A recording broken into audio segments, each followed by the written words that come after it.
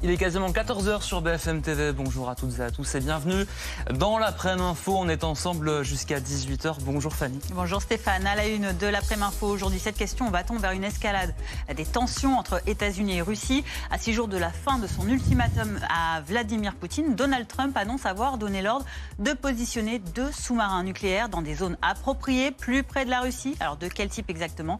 Décryptage dans un instant. Attention au risque incendie. 8 départements du pourtour méditerranéen sont aujourd'hui placés en vigilance orange au feu de forêt.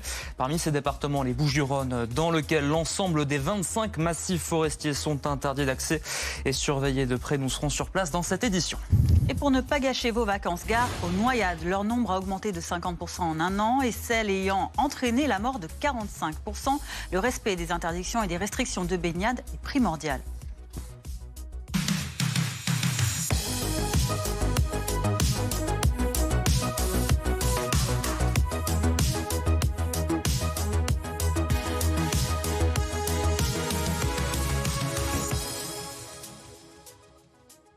À la une de l'actualité, donc cette question, est-ce qu'on se dirige vers une escalade des tensions entre la Russie et les États-Unis? C'est la question qui se pose à 6 jours de l'expiration de cet ultimatum fixé par Donald Trump à Vladimir Poutine, le président américain qui annonce avoir donné l'ordre de positionner 2 sous-marins nucléaires dans des zones appropriées plus près de la Russie. Une mesure préventive après des déclarations que le président américain juge idiotes et incendiaires de l'ancien chef du Kremlin, Dimitri Medvedev. Reportage de Mathis Menu.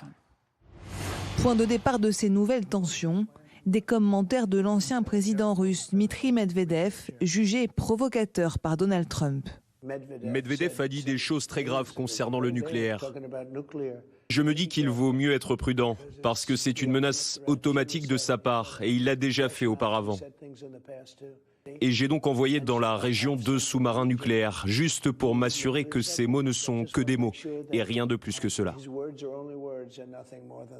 Des sous-marins envoyés près de la Russie selon Donald Trump, qui ne donne pas plus de détails sur cette opération, dont les contours n'ont pas été choisis au hasard. Pourquoi est-ce qu'il parle de sous-marins nucléaires? Parce que ça fait référence au discours du 14 juillet de Donald Trump, le fameux discours où il disait que son épouse lui avait dit que les Russes bombardaient les populations civiles. Il y a un moment où il parle de sous-marins en disant « Nous avons d'excellents sous-marins qui sont capables de faire plier la Russie ». Plier la Russie, ça veut dire quoi?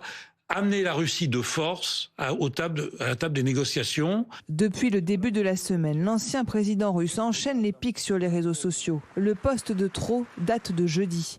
Dimitri Medvedev répond alors à Donald Trump qui qualifie de mortes les économies russes et indiennes. Qu'il se souvienne de ses films préférés Walking Dead et du danger que peut représenter la légendaire main morte. La main morte, une référence à un programme de l'Union soviétique datant de la Seconde Guerre mondiale.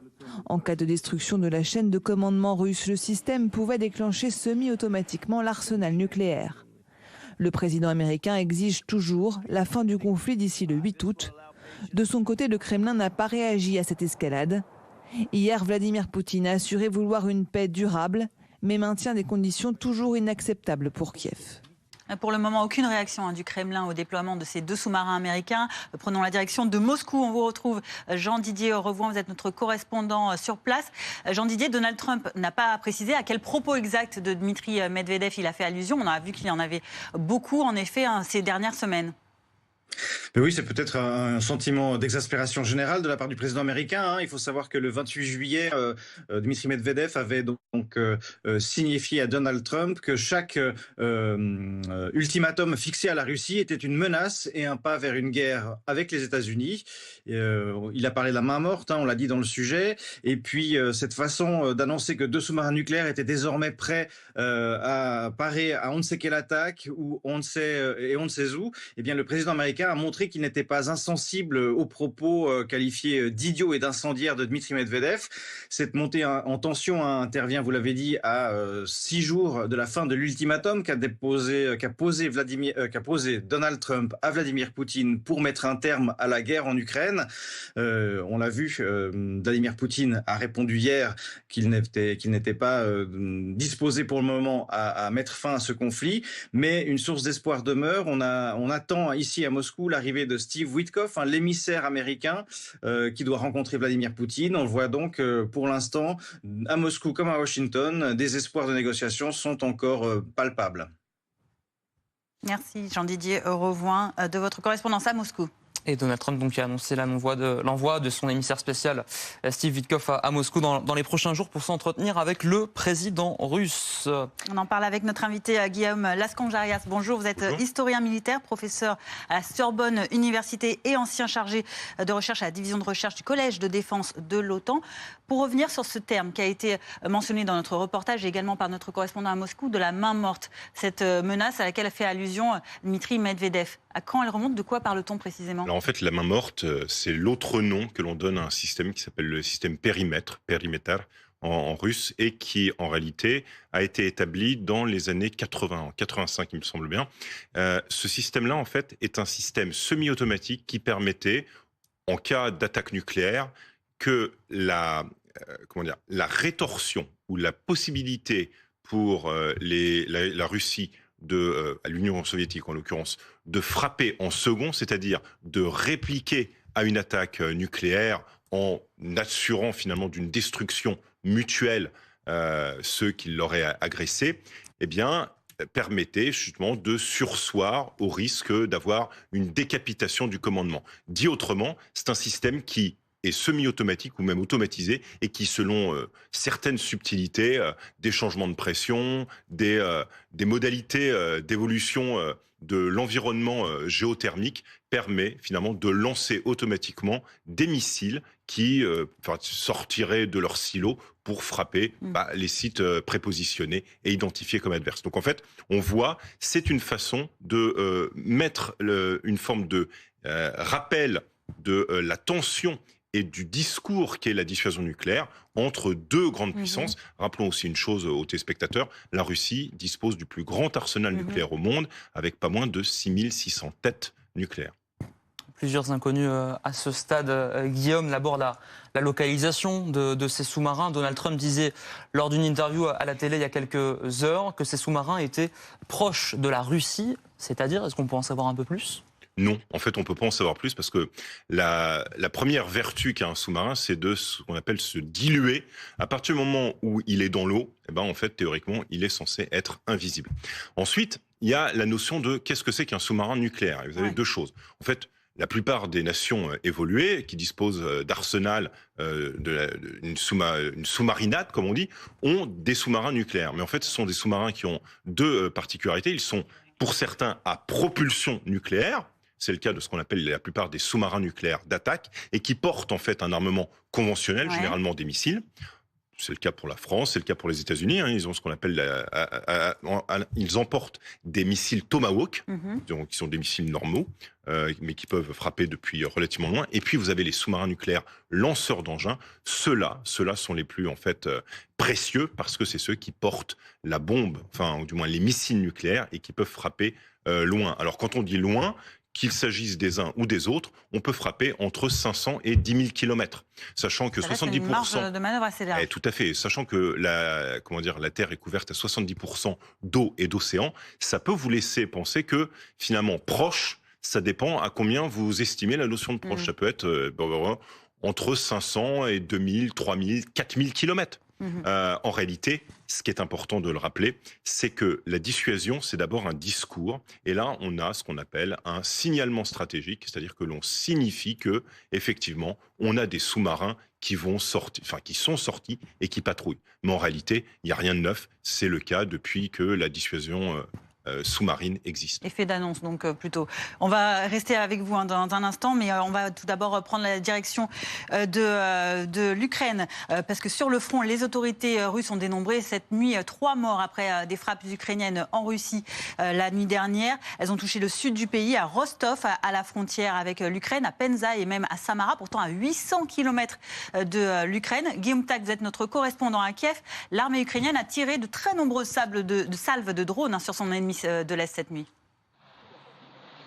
Oui, effectivement, en dépit des ouvertures rhétoriques de Vladimir Poutine quant à une paix durable qu'il dit vouloir désirer, et à la passe d'armes sur les réseaux sociaux entre Dmitri Medvedev et Donald Trump, la situation, que ce soit sur le front ou dans les airs, finalement évolue assez peu. La Russie continue de faire pression dans l'est de l'Ukraine, dans la région de Donetsk particulièrement. Et l'Ukraine, comme vous le rappeliez, a effectivement utilisé les drones pour bombarder un certain nombre de cibles, principalement des infrastructures énergétiques. Une raffinerie de pétrole dans la région de Samara, notamment, aurait été touchée. Donc, en dépit de ces déclarations, jusqu'à présent, les choses finalement évoluent assez peu. Il faut quand même souligner la disparité entre le choix des cibles russes et ukrainiens, à savoir l'Ukraine a, semble-t-il, principalement frappé des infrastructures stratégiques, tandis que la dernière attaque russe de grande ampleur a eu lieu dans la nuit de mercredi à jeudi, ici à Kiev, et a tué 31 personnes, dont 5 enfants. Guillaume Ptak, correspondant BFM TV en Ukraine. Guillaume, Lasconjarias, 112 drones ukrainiens tirés sur le territoire russe en une seule nuit. On peut parler évidemment d'une attaque importante.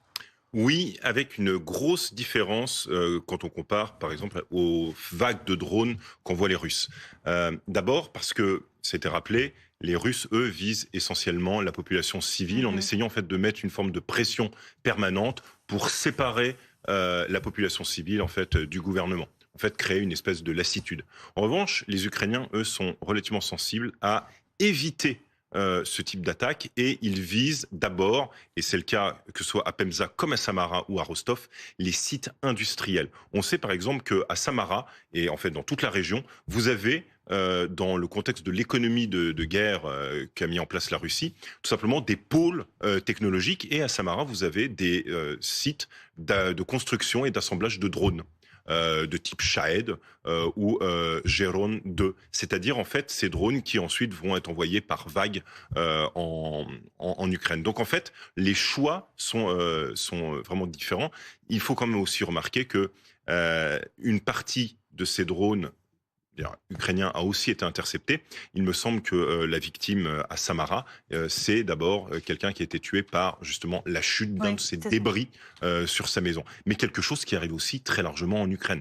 Mais revenons encore sur cette chose, la différence du targeting, du ciblage, d'un côté des civils, de l'autre des infrastructures militaires. Deux stratégies totalement différentes. Merci beaucoup Guillaume Lasconjarias d'avoir éclairé nos informations sur ce conflit. On en vient à présent à 14h11 au risque incendie en France. Une nouvelle fois élevé dans le sud avec 8 départements en vigilance orange aujourd'hui. Il s'agit de l'Aude, de l'Hérault, du Gard, du Vaucluse, du Var, des 2 départements corse et des Bouches-du-Rhône. Les Bouches-du-Rhône, où 25 massifs sont interdits d'accès aujourd'hui. On va retrouver dans les Bouches-du-Rhône Clémence Fournival, correspondante BFM TV, vigilance maximale. Clémence, avec notamment des bénévoles qui patrouillent. Oui, depuis ce matin, nous avons croisé à peu près une centaine de personnes qui avaient prévu de passer la journée dans le parc national des Calanques. Et bien évidemment, elles étaient déçues. Elles ne savaient pas que tout le département des Bouches-du-Rhône avait été placé en vigilance rouge, c'est-à-dire que tous les massifs forestiers sont fermés et que l'accès, la circulation de personnes ainsi que les travaux sont strictement interdits. Et la préfecture appelle à la plus grande vigilance puisque les conditions météorologiques sont vraiment défavorables. On attend à des rafales jusqu'à 60 km/h. Quelques chiffres. Ici à Marseille, des marins-pompiers ont déployé jusqu'à 170 personnes en renfort sur les terrains et 350 marins-pompiers sont en garde dans les casernes. Concernant le département des Bouches-du-Rhône, ce sont plus de 360 hommes déployés et 480 mobilisés dans les casernes. Les contrôles seront bien évidemment renforcés et tout contrevenant s'expose à une amende s'il pénètre dans un massif forestier. Pour rappel, 9 feux de forêt sur 10 sont souvent d'origine humaine. Alexandre Joissard, bonjour. Merci d'avoir accepté notre invitation. Vous êtes porte-parole de la sécurité civile. On aimerait, avec vous, comprendre quels sont les paramètres météo et climatiques qui, aujourd'hui, sont particulièrement surveillés dans ces zones. Alors, forcément, on a des températures très élevées et on a aussi une hygrométrie, une sécheresse donc des sols qui, depuis plusieurs semaines, plusieurs mois maintenant sur certains départements, n'ont pas eu d'eau de manière abondante. Et donc, on est sur un mélange qui peut amener à ce qu'on ait de l'éclosion d'un sinistre avec une rapidité de propagation, c'est-à-dire un feu qui se déplace le plus rapidement possible. Et en ce sens, on est sur une période particulière ce week-end. Nous avons d'ailleurs fait une réunion ce matin avec le Centre de coordination avancée de la sécurité civile présent à Nîmes pour pouvoir disposer les moyens et préparer les moyens nécessaires s'il devait y avoir des sinistres. Quels moyens, justement, vous avez commencé à envisager de mettre en place ? Alors, nous avons plusieurs types de moyens. Nous avons des moyens aériens et des moyens terrestres. Sur les moyens aériens, nous avons une très bonne disponibilité avec des Canadair, avec des Dash. Ce sont des avions qui larguent du retardant, c'est-à-dire qui ralentissent la progression d'un sinistre lorsqu'ils font un passage. Et puis nous avons également des hélicoptères bombardiers d'eau qui sont disposés dans certaines zones. C'est le cas dans le sud de la France, c'est le cas aussi en Corse par exemple. Et donc sur ces zones-là, on a mis ces moyens. Et ensuite sur les moyens terrestres, on a toute une palette de moyens disponibles. Déjà les moyens propres de la sécurité civile avec les formations militaires de la sécurité civile, les sapeurs sauveteurs qui peuvent être envoyés au fur et à mesure. Et puis vous avez les services départementaux d'incendie de secours qui permettent de réaliser des colonnes de renfort. Ce sont ces colonnes qui ont été envoyées il y a quelques jours et quelques semaines en préventif et il y en a encore là dans le sud de la France pour pouvoir intervenir en complément des moyens départementaux. Alexandre Joissard, on en parlera un petit peu plus tard du risque aussi de ces incendies, notamment en bordure d'autoroute. On parlera plus tard des conditions de circulation évidemment compliquées en ce week-end de chassé-croisé, mais on vous parle de ça parce que les récents incendies ont eu lieu le plus souvent au bord de ces autoroutes françaises. Est-ce que ce sont des axes particulièrement à risque et comment on intervient avec notamment les moyens routiers mais aussi les moyens aériens à côté de ces axes-là ? Alors, en effet, c'est une très bonne question. Ça me permet de le dire. On est vraiment sur une période où il faut faire très attention. On est sur un chassé-croisé aujourd'hui.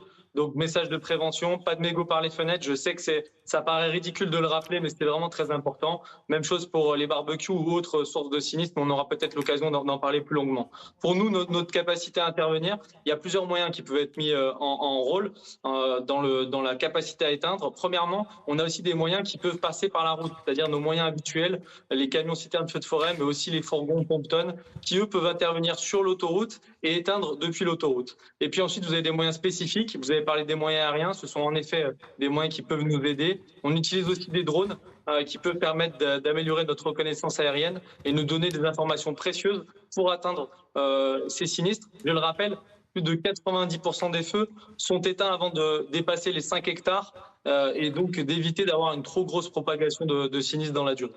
De l'intérêt donc d'intervenir très tôt. Merci Alexandre Joissard, porte-parole de la sécurité civile, d'avoir répondu à nos questions. Pour éviter que vos baignades cet été ne virent à la noyade, les autorités, elles aussi, appellent à respecter quelques consignes, celles qui sont affichées la plupart du temps sur vos sites de baignade. Et pour cause, Santé publique France signale une hausse des décès par noyade. 193 entre début juin et fin juillet de cette année, c'est 45% de plus que l'année dernière en 2024.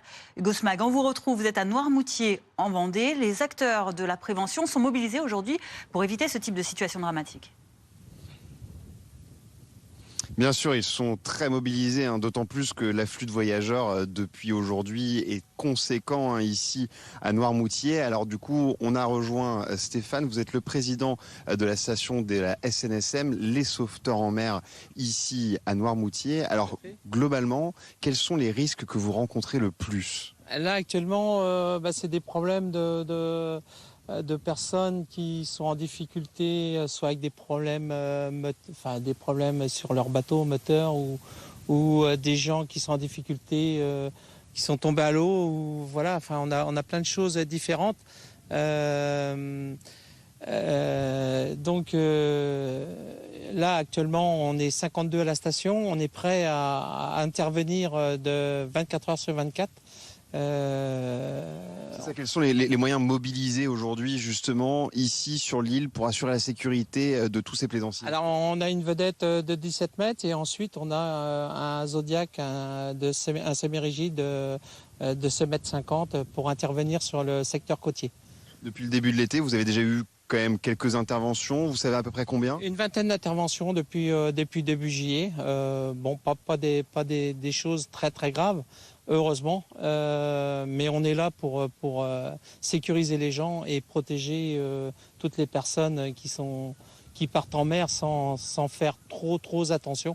Donc justement, c'est quoi les bons réflexes à avoir? Alors les bons réflexes, c'est déjà consulter la météo, déjà la première chose. Ensuite, c'est vérifier les coefficients de marée, vérifier aussi tout ce qui est sécurité sur le bateau, et puis aussi tout ce qui est gilet de sauvetage. On voit trop de choses comme des adultes ou des enfants sans gilet de sauvetage.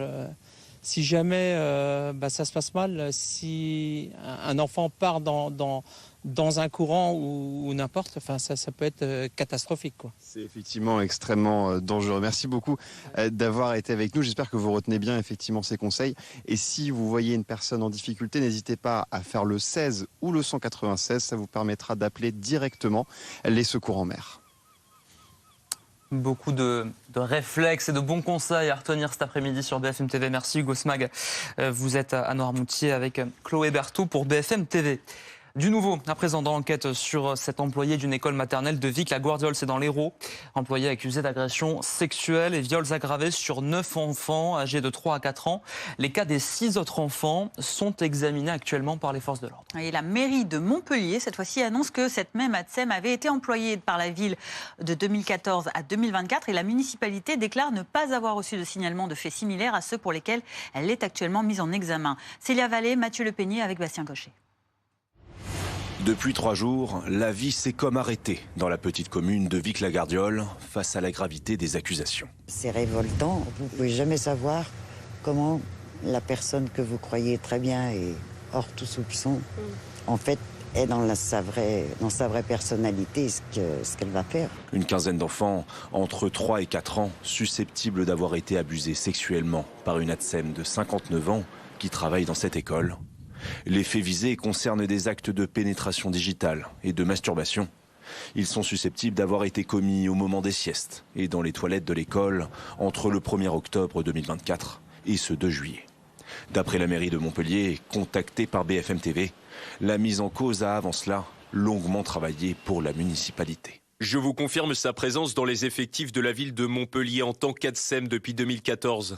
Elle s'est mise en disponibilité de la ville de Montpellier en octobre 2024. En l'état de nos vérifications, nous n'avons pas connaissance de signalement particulier de la part de sa hiérarchie ou des familles. 10 années passées donc à exercer au contact des enfants à Montpellier, ce qui nourrit les inquiétudes de cette avocate. Lorsque l'on voit son parcours professionnel, on est juste en droit légitimement de s'interroger si pendant les 10 années où elle a exercé en qualité d'ATSEM, il n'y a pas eu d'autres actes qui auraient pu être commis à l'encontre de très très jeunes enfants. La suspecte nie les faits qui lui sont reprochés et dénonce un complot organisé par la mairie de Vic-la-Guardiole à son encontre. Elle est pour l'heure maintenue en détention provisoire. Toujours dans le volet judiciaire, le parquet de La Roche-sur-Yon a requis hier un procès pour meurtre par conjoint à l'encontre de Michel Pial. Il est accusé d'avoir tué sa femme Karine Esquivillon en 2023 et c'est désormais au juge d'instruction de trancher. Le suspect de son côté plaide à l'accident. L'une des filles du couple a livré son témoignage à BFM TV. Arnaud Paillard avec Mathias Tesson, Maxime Brandstetter et Clément Gauvin. Ce qui s'est passé reste traumatisant et laisse des cicatrices. Des cicatrices et des questions toujours sans réponse. Plus de 2 ans après le décès de Karine Esquivillon, sa fille Eva-Louise est toujours en quête de vérité. C'est très très long, la vie continue, mais elle continue différemment. Et je sais que certaines questions resteront sans réponse, mine de rien, parce qu'il n'y a que lui qui les détient et il nous les donnera jamais, hein, ça c'est sûr. Le 27 mars 2023, Karine Esquivillon disparaît sans laisser de traces. Michel Pial, le père d'Eva-Louise, affirme alors être convaincu qu'elle est partie de son plein gré. Mais 3 mois plus tard, il passe aux aveux. Le corps de la quinquagénaire est retrouvé. Michel Pial évoque alors un accident en manipulant une arme. Impossible pour sa fille. C'est compliqué de vivre dans un environnement que de mensonges et quand ces mensonges vont jusqu'à ce stade-là, ça l'est d'autant plus dans le sens où là c'est pas des mensonges comme il pouvait faire par moment sur des promesses ou ce genre de choses. Là ça reste quand même des mensonges sur un cas où il a quand même arraché la vie à ma mère. Une hypothèse également écartée par le parquet qui réclame un procès pour meurtre sur conjoint. Ça va être beaucoup d'émotions, ça va être quelque chose de très difficile, de très lourd, de très dur. On a peur de certaines questions qui peuvent venir après, sur lesquelles on va se poser. On a peur de le voir lui, on a peur des réactions. Enfin, c'est très compliqué et pour s'y projeter encore plus. C'est désormais au juge d'instruction de trancher. En attendant, Michel Pial est toujours en détention provisoire. La date de son procès n'est pas encore connue. 14h23, c'est le premier week-end du mois d'août. Pour ces vacances, un grand chassé-croisé est attendu. Il a déjà lieu sur les routes de France, vous le voyez. La journée est classée noire dans le sens des départs par bison futé. Retour, c'est rouge dans le sud-est, vous le voyez. Et déjà, plus de 1000 km d'embouteillage ont été enregistrés à la mi-journée. Comment les automobilistes vivent-ils cette journée où il faut faire preuve de beaucoup de patience, comme à chaque chassé-croisé évidemment. Où partent-ils d'ailleurs, ces automobilistes? On voit tout ça avec ce reportage d'Adrien Spiteri. Ah, merci Jules, c'est sympa. Pour Magali et ses proches, il est l'heure de se restaurer. Parti à 5h d'Ille-et-Vilaine ce matin, cette famille a encore de la route. Là, du coup, on se rend dans le Jura, à Lons-le-Saunier. On va retrouver des amis. Une journée classée noire dans le sens des départs, alors forcément le temps de trajet est rallongé. Mais certains vacanciers tentent de relativiser. Tant pis, c'est comme ça. On n'a pas le choix là, non. Seul problème selon certains, le prix de l'essence à la pompe. Mais ici sur l'autoroute A7, ce père de famille a une astuce. On est sorti de l'autoroute et on a fait le plein en dehors de l'autoroute pour pouvoir justement limiter, puis on a repris l'autoroute derrière. Et pour les vacances, certains ont choisi le camping. Allez, c'est parti. Oh, mais super. Comme sur la route, dans cet établissement vendéen, c'est le grand chassé-croisé. Ce matin, c'est 47 départs. Cet après-midi, 62 arrivées. Donc, vous voyez, en quelques heures, il faut que le camping soit de nouveau prêt pour les prochains. Un check-out, c'est à peu près 5 minutes. On fait le tour du mobil-home et aussi, on interroge le client pour savoir si ça s'est bien passé, s'ils sont contents. Le camping affiche complet pour les 3 prochaines semaines. Un seul souhait pour Céline, la directrice, que le soleil soit au rendez-vous. Et peut-être que pour éviter justement ce chassé-croisé sur les routes, vous faites partie de ceux qui prennent le train. Eh bien, on a une astuce pour faire des économies. Ouais, c'est peu connu, mais c'est bien réel. La SNCF propose une réduction de 25% sur un aller-retour, une fois par an pendant vos congés. Un dispositif, je le disais, peu connu et qui concerne pourtant une majorité de Français. Carla Plon et Hugo Dorsemel. Et si pour vos vacances d'été, vous pouviez bénéficier d'une réduction de 25% sur un trajet de votre choix? Un joli coup de pouce qui pourtant existe, mais vous êtes nombreux à ne pas le connaître. C'est intéressant si on n'a pas forcément de tarif réduit et qu'on n'a pas forcément des gros moyens. C'est très bien pour les familles parce que les temps sont durs. Vu le prix des billets maintenant, c'est sûr que c'est peut-être quelque chose que je vais regarder. Ouais. Comme de nombreux Français, vous êtes sûrement éligible au billet congé annuel de la SNCF. Que vous soyez salarié, fonctionnaire, artisan, retraité ou même demandeur d'emploi, vous pouvez en faire la demande sur leur site pour vous et votre famille. Alors oui, il faut un peu s'armer de patience. D'abord, demandez au chatbot le formulaire, le remplir, le faire tamponner à son employeur, le renvoyer, attendre quelques jours une confirmation, puis enfin se déplacer en gare pour acheter votre billet. Ce dispositif a beau être ancien, 1936 pour célébrer les premiers congés payés, il a encore de très beaux jours devant lui. Et puis ça permet surtout aux voyageurs qui ont peu l'habitude de prendre le train de bénéficier d'une réduction. Et puis c'est plutôt positif, on va dire, d'un point de vue plutôt environnemental, ça peut permettre d'avoir plus de gens dans les trains et moins sur la route. Attention tout de même, cette réduction n'est pas cumulable avec les offres promotionnelles ou les cartes avantages. Le temps, Loïc Rivière.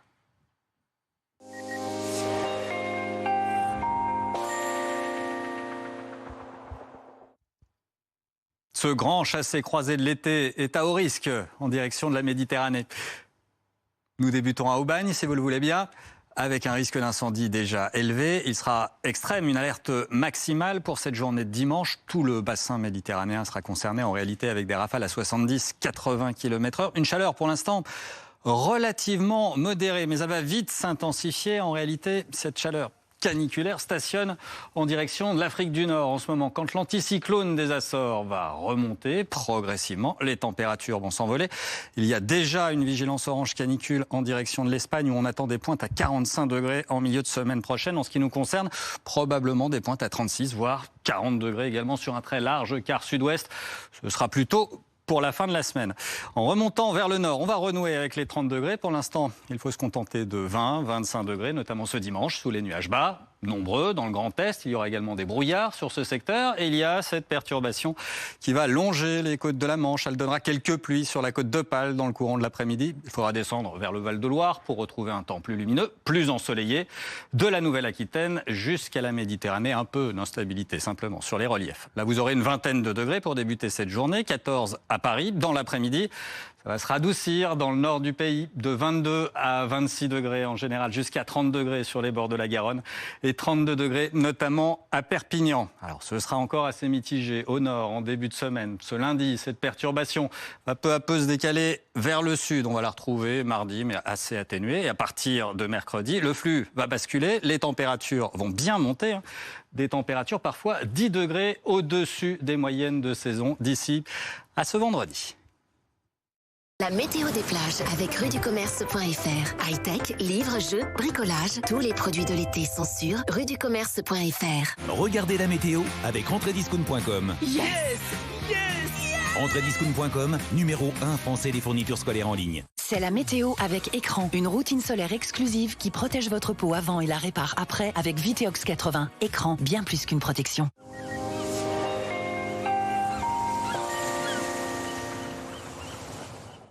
Le vent a plusieurs influences. Ce week-end, en Méditerranée, le risque d'incendie est élevé à cause du vent. La température de l'eau a baissé à cause du vent. Là aussi, seulement 19 degrés à Palavas-les-Flots, 20 degrés à La Ciotat. Ce vent provoque de fortes vagues également de la Côte d'Azur jusqu'à la Corse. Vérifiez bien la couleur du drapeau. Avant de plonger, nous plongeons désormais au bord de l'Atlantique avec un soleil voilé pour cette journée de dimanche. Il va bien résister sur la Côte d'Argent à Mimizan jusqu'à 26 degrés et 23 degrés dans l'eau. L'eau est à 19 degrés du côté de Belle-Île. En remontant vers le Nord-Bretagne, on peut trouver une eau plus douce qu'en Méditerranée, notamment dans la baie de Saint-Malo. 23 degrés dans l'eau, dans l'air d'ailleurs pour ce week-end. C'était la météo des plages avec rudicommerce.fr. High-tech, livres, jeux, bricolage. Tous les produits de l'été sont sur rudicommerce.fr. C'était la météo avec entrediscount.com. Yes! Entrediscount.com, numéro 1 français des fournitures scolaires en ligne. C'était la météo avec Écran, une routine solaire exclusive qui protège votre peau avant et la répare après avec Viteox 80. Écran, bien plus qu'une protection. Précisément 14h31, vous êtes sur BFM TV, bienvenue. Si vous nous rejoignez, c'est l'après-midi info. À la une de cette édition, la mise en examen et le placement en détention provisoire de l'ATSEM, suspecté de viol sur une quinzaine d'enfants avec la Gardiole, c'est dans l'Hérault. La ville de Montpellier révèle que l'employé faisait partie de ses effectifs depuis plus de 10 ans. On sera à Vic-la-Gardiole avec Célia Vallée dans quelques instants. Dans l'actualité internationale, les sous-marins nucléaires américains sont arrivés près de la Russie. Affirmation de Donald Trump à la télévision américaine ce matin. Le président américain dont le sang n'a fait qu'un tour après les propos jugés provocateurs de l'ex-président russe Dmitri Medvedev. C'est l'un des risques de l'été, celui des noyades. Tous les âges sont concernés et depuis le 1er juin, le nombre de décès a bondi de 45% en l'espace d'un an. L'assistante d'école maternelle soupçonnée de viol et d'agression sexuelle sur une quinzaine d'enfants près de Montpellier a été mise en examen et placée en détention provisoire. Elle continue de crier au complot. On va retrouver Célia Vallée, vous êtes en direct de Vic-la-Gardiole. On a appris donc aujourd'hui que cette ATSEM avait également été employée cette fois-ci par une autre mairie, celle de Montpellier, dans d'autres écoles dans le passé également. Depuis 2014, elle est employée de la mairie de Montpellier. Ça fait donc plus de 10 ans qu'elle travaille aux côtés des enfants. Et aujourd'hui, elle est placée en détention provisoire pour viol et agression sexuelle aggravée sur des enfants. Ici, dans la commune de Vic-la-Gardiole, il y a beaucoup d'émotions. Le choc se mélange à l'incompréhension. Tous les habitants que l'on rencontre sont bouleversés par cette histoire. Brigitte nous a confié ce matin à quel point il était important de parler, de verbaliser à propos de cette histoire. Je propose de l'écouter. Elle est au micro de Mathieu Le Peigné. C'est révoltant et que je crois que plus on en parle et surtout il faut inciter les enfants à en parler. Et de la même manière que les parents écoutent. Et faire la part des choses, évidemment aussi, je pense que c'est très important. Parce que si on n'en parle pas et que ça recommence à devenir un sujet tabou, d'ailleurs c'est toujours un sujet tabou, qu'on arrêtera, on ne peut pas arrêter, c'est pas magique, on n'arrêtera pas l'humain et sa méchanceté. En garde à vue, la suspecte nie les faits. Elle dénonce un complot qui est organisé par la mairie contre elle. Les investigations se poursuivent, notamment auprès des 29 familles, des 29 élèves qui constituent cette classe de petite section dont cet ATSEM s'occupait. Des investigations qui sont notamment dirigées par le juge d'instruction et par la gendarmerie de Castelnau-les-Lèzes. Merci à Célia Vallée avec Mathieu Le Peignet en direct de Vic-la-Gardiole, donc pour BFM TV. Bonjour Lucie Dimino, vous êtes chargée de relations publiques à l'association de protection des enfants La Mouette. On parlait de cette enquête qui se poursuit donc avec des enfants en très bas âge qu'il va falloir entendre. C'est forcément compliqué pour eux de travailler avec la justice dans ce genre de conditions. C'est-à-dire pour les enfants. Oui. Les enfants en fait parlent très tôt et ils parlent très bien. En fait, et c'est pour ça qu'en fait, il y a une doctrine, vous savez, de la Civise, la commission indépendante sur l'inceste et les violences faites aux enfants, qui avait pour doctrine « je te crois, je te protège ».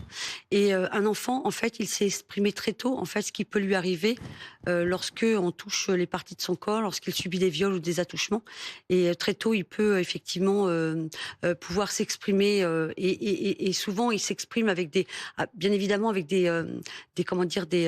pas comme nous, il n'a pas le même vocabulaire que nous, effectivement. Mais voilà, et c'est pour ça aussi que La Mouette, donc, qui est une association, on est administrateur ad hoc, partie civile. Et également, on aménage les salles Mélanie, dans les commissariats et les gendarmeries. Et en fait, les salles Mélanie, en fait, c'est des structures qui sont donc dans les commissariats et les gendarmeries, qui sont des salles pour le recueil de la parole de l'enfant, dans des meilleures conditions, en fait. Voilà. Donc, c'est un des travaux aussi de La Mouette, aménager ces salles Mélanie pour le recueil de la parole de l'enfant. Mais voilà, les enfants peuvent s'exprimer très tôt et dire les choses telles qu'elles se sont passées. C'est aussi aux adultes, bien évidemment, de décoder les expressions que va employer l'enfant. Les adultes, justement, on peut imaginer leur crainte. L'affaire, elle tombe en plein milieu de ces congés scolaires. Crainte que d'autant plus, on apprend aujourd'hui que cette ATSEM, elle a travaillé dans d'autres écoles, sous, entre guillemets, l'égide de la ville de Montpellier. Cette crainte, j'imagine, elle est accentuée. Comment la gérer quand on est parent, quand on est aussi enfant, peut-être ? Quand on est parent, effectivement, et puis bien il y a aussi comme je vous le disais, aussi des associations qui peuvent se porter partie civile, être administrateur ad hoc dans ces procès.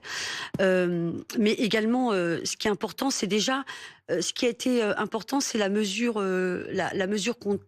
conservatoire. Donc on enlève tout de suite l'élément, on met en route l'enquête. Et comme vous l'avez dit, cette personne a exercé 10 ans également à Montpellier, d'après ce que j'en ai entendu. Donc en fait, l'enquête va être dans le temps également, parce qu'il faut retrouver les enfants qui auraient été potentiellement victimes de cette personne-là. Je ne sais pas combien de temps j'ai. Poursuivez. Voilà, je veux poursuivre sur 2 éléments. On parle très peu de la pédocriminalité au féminin. Elle existe. Il y a un chiffre noir qui est dû à une sous-détection de ces crimes. Souvent, alors elles sont agresseuses directes ou violeuses d'enfants, on peut dire violeuses d'enfants, directes, mais également elles sont complices, souvent co-auteurs, et elles ont aussi une autorité de pouvoir. C'est généralement des femmes qui ont autorité de pouvoir. Ça se passe dans la famille, la mère, la belle-mère, la nounou, les ATSEM, les enseignantes, ou dans le sport. Ils ont toujours une autorité de pouvoir, souvent. Et donc, c'est pour ça qu'il faut être vigilant. Tout à l'heure, je vous ai parlé de la Civise. La Civise, le rapport qui a été rendu de la première Civise avec Édouard Durand et Nathalie Mathieu, entre autres en novembre 2023. Novembre 2023, et ce rapport, en fait, c'est un rapport... Excusez-moi. Allez-y, on va devoir conclure. Je suis désolée. C'est un rapport de 700 pages, 82 préconisations. Aujourd'hui, en fait, pour le moment, en fait, aucun arbitrage politique sur ce sujet, sur ce rapport. Qu'est-ce qu'on en fait? C'est notamment des thèmes comme la prévention, la détection, la prise en charge des enfants et la formation. C'est dommage parce que si on avait eu un peu plus de temps, vraiment, j'aurais pu parler des heures sur le sujet, sincèrement. Mais voilà, et comme je le répète à chaque fois, les violences faites aux enfants, qu'elles soient sexuelles, physiques et psychologiques, ce ne sont pas des faits divers, c'est un véritable fléau. Concernant le viol, c'est 160 000 enfants qui sont violés chaque année en France. Retenez bien ce chiffre. 160 000 enfants. C'est énorme. Merci voilà. Lucie Dimino. Merci beaucoup d'avoir répondu à nos questions cet après-midi sur cette thématique. On en vient à présent à l'actualité internationale avec cette déclaration. Mon sang n'a fait qu'un tour, c'est ce qu'a reconnu Donald Trump à la télévision américaine ce matin, après avoir envoyé hier soir 2 sous-marins nucléaires au plus près de la Russie, dit-il. Ouais, le président des États-Unis qui n'a pas du tout apprécié les propos provocateurs de l'ancien président russe Medvedev, une escalade qui intervient au moment même où Washington durcit le ton envers Moscou sur la guerre en Ukraine. Medvedev a dit des choses très graves concernant le nucléaire. Et vous savez, quand vous mentionnez le nucléaire, mon sang ne fait qu'un tour. Et je me dis qu'il vaut mieux être prudent, parce que c'est une menace automatique de sa part, et il l'a déjà fait auparavant. Donc nous serons toujours préparés. Et j'ai donc envoyé dans la région 2 sous-marins nucléaires, juste pour m'assurer que ces mots ne sont que des mots, et rien de plus que cela. Ils sont près de la Russie, je présume ? Oui, ils sont près de la Russie.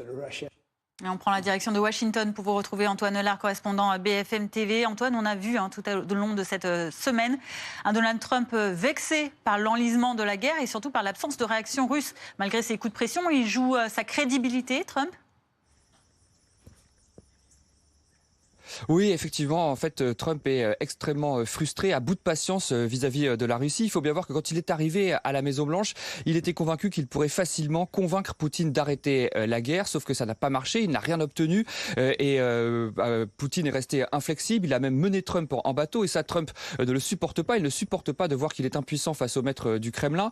Pour ne rien arranger, l'ultimatum qu'il a lancé n'a pour le moment eu aucun effet. Au contraire, même, les bombardements se sont intensifiés sur le terrain et aujourd'hui, c'était effectivement l'ego et la crédibilité de Trump qui sont en jeu, ce qui explique aussi pourquoi il réagit aussi vivement aux provocations de Medvedev. Alors dans la presse ce matin, certains estiment que Donald Trump a surréagi, surtout que Medvedev n'a aucun rôle exécutif ou décisionnaire à Moscou. Le New York Times notamment dit que la réponse de Trump est disproportionnée et impulsive. Le président américain, lui, vous l'avez entendu, assume. Il estime que ces sous-marins sont déployés au cas où et qu'il a ordonné de les rapprocher de la Russie. Merci beaucoup Antoine Lard, correspondant BFM TV aux États-Unis. En plateau, Guillaume Lasconjarias, historien militaire, professeur à la Sorbonne Université, toujours à nos côtés. Merci d'être là. On entend parler les Russes, on entend parler les Américains et l'Union européenne dans tout ça. Elle est où ? En fait, elle est absente, tout simplement. Elle est doublement absente. Elle est absente du dialogue stratégique entamé entre effectivement la Russie, l'Ukraine et les États-Unis, parce qu'en fait c'est un billard à 3 bandes, et elle est absente parce que tout simplement on ne lui laisse pas la possibilité de s'exprimer dans ce cadre-là. Les États-Unis ne s'y intéressent pas véritablement, parce qu'en fait ils sont eux-mêmes dans leur idée très impériale de j'impose moi-même la paix par la force, le credo de Trump, et puis parce que Poutine n'en a jamais non plus, l'a toujours démontré. Il ne souhaite pas, en fait, il souhaite plutôt la destruction, le fait de démantibuler l'Union européenne que de lui donner un rôle. Donc, en fait, l'Union européenne, elle est absente de cette séquence-là. En revanche, les Européens, globalement, pèsent. Et ils pèsent, eux, sur le soutien à l'Ukraine par le financement, par l'aide à l'Ukraine, par les aides militaires et par les paquets de sanctions. C'est-à-dire qu'en fait, on n'est pas intégré à cette séquence-là, mais le rôle que joue l'Union européenne est important. Et je dirais même plus, depuis 2022, il n'a cessé de croître.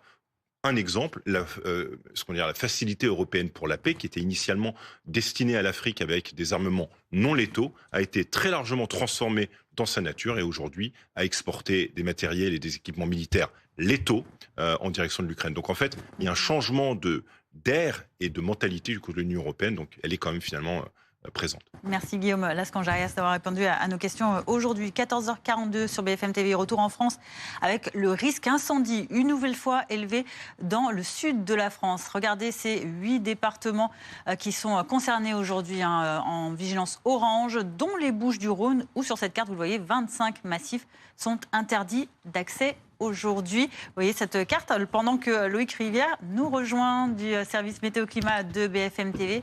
Loïc, les Bouches-du-Rhône qui ont déjà été le théâtre de gros feux depuis le début de l'été et qui vont même passer donc en vigilance rouge demain. Le risque persiste depuis déjà quelques semaines. 2 semaines de Mistral en plein été, c'est assez rare pour être noté et c'est l'un des facteurs, probablement le facteur clé d'ailleurs, qui explique cette alerte maximale pour ce dimanche. Alerte généralisée sur le bassin méditerranéen dès aujourd'hui avec un niveau orange. C'est du noir pour Bison Futé, ça il faut le noter également. Vous êtes nombreux sur les routes en ce moment. On l'a bien vu la semaine passée, la plupart des départs de feu ont eu lieu près des autoroutes, parfois sur le bas-côté, parfois même sur le terre-plein central. Le Mistral, la Tramontane vont souffler à 70-80 km/h pour ce week-end. D'ailleurs, ils vont encore accélérer demain, d'où cette vigilance qui sera donc revue à la hausse. Vigilance rouge pour ce qui est des Bouches-du-Rhône. On va ajouter également la Drôme en vigilance orange, mais aussi les Pyrénées-Orientales pour cette journée de dimanche. Il faut noter un départ de feu justement à Villelongue dans les Pyrénées-Orientales. Il y a une quarantaine de pompiers sur place, un hélicoptère bombardier d'eau, un Dash. Également, il y a eu d'autres départs de feu dans le secteur de Carcassonne, près de l'hippodrome. C'est un feu qui a parcouru 2 hectares, mais qui est désormais fixé. Et également un feu en cours sur les hauteurs de l'État, en Haute-Corse. Là, il y a surtout des panaches de fumée visibles en ce moment. L'amélioration est attendue pour le début de la semaine prochaine. Le vent va retomber progressivement. En revanche, les températures ont augmenté sensiblement avec un bon coup de chaud, notamment à partir de mercredi. Température jusqu'à 36, 38, voire 40 degrés dans le sud-ouest du pays. Le risque d'incendie va probablement progresser vers le nord. On va surveiller ça. Merci Loïc Rivière. Autre risque de l'été, celui des noyades avec ce chiffre, 193 décès recensés entre le 1er juin et le 23 juillet. C'est 45% de plus que l'an passé sur la même période. Une augmentation qui pourrait s'expliquer entre autres par la canicule du début de l'été qui a davantage poussé les Français à aller se rafraîchir en mer. Et même quand la météo est loin d'être estivale, il ne faut pas baisser la garde. On voit ça avec Pierre-Louis Bousse, Tanguy Tricouart. Un vent bien présent et un ciel plutôt couvert sur cette plage de Trouville. Pas vraiment la météo idéale pour faire trempette. Et c'est sans compter sur le risque pour les baigneurs imprudents. Moi je sais que je vais pas très loin en mer quand je nage, je prends pas de risque. Il faut pas trop s'éloigner non plus, faire attention au courant.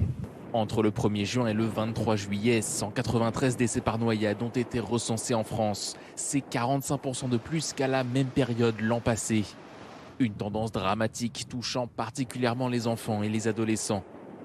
Santé publique France pointe le rôle des fortes températures qui ont poussé de nombreuses personnes à se rafraîchir. Les autorités sanitaires rappellent que les noyades surviennent plus fréquemment en cas de consommation d'alcool ou de baignade non surveillée. Le message de prévention important à faire passer, c'est baignez-vous pendant les horaires de surveillance sur les plages équipées d'un poste de secours avec des nageurs sauveteurs. Sur les 193 noyades mortelles recensées, 79 se sont produites en mer. L'infotrafic avec la nouvelle appli Coyote pour éviter les amendes et rouler à la bonne vitesse. Coyote, faire la route ensemble. –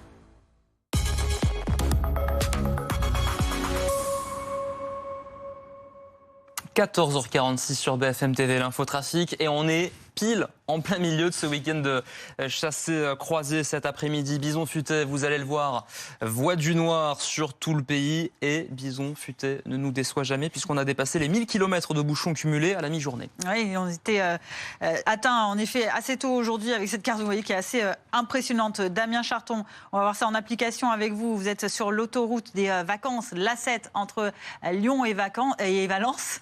Les vacanciers, eux, sont nombreux et ils cherchent non seulement à éviter ces fameux bouchons, mais aussi à faire des économies. Eh oui, parce que évidemment, voyager en voiture, ça peut coûter cher si on part pas préparé. Alors, on a parlé à plusieurs personnes depuis ce matin sur ce sujet, et c'est vrai que chacun a ses petites astuces. Et alors là, on est avec une famille de vacanciers belges.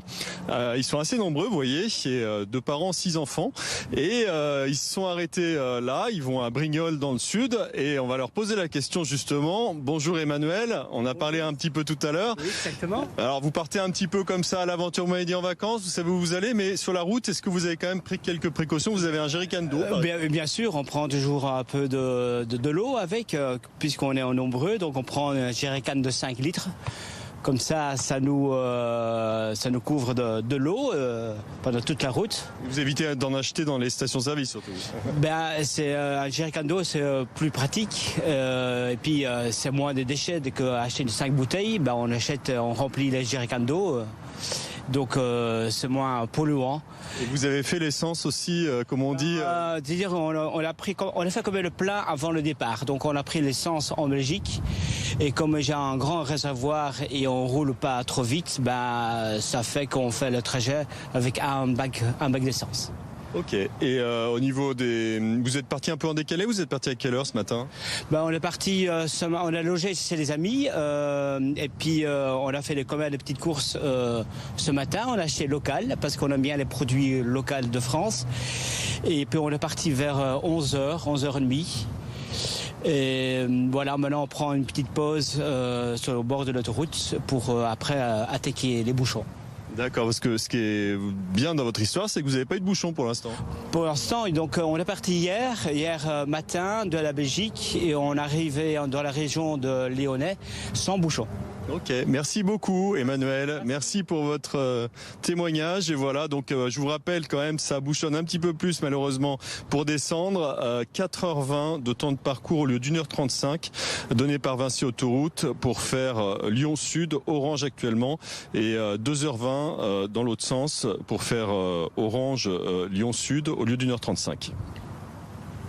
C'était l'infotrafic avec la nouvelle appli Coyote pour éviter les amendes et rouler à la bonne vitesse.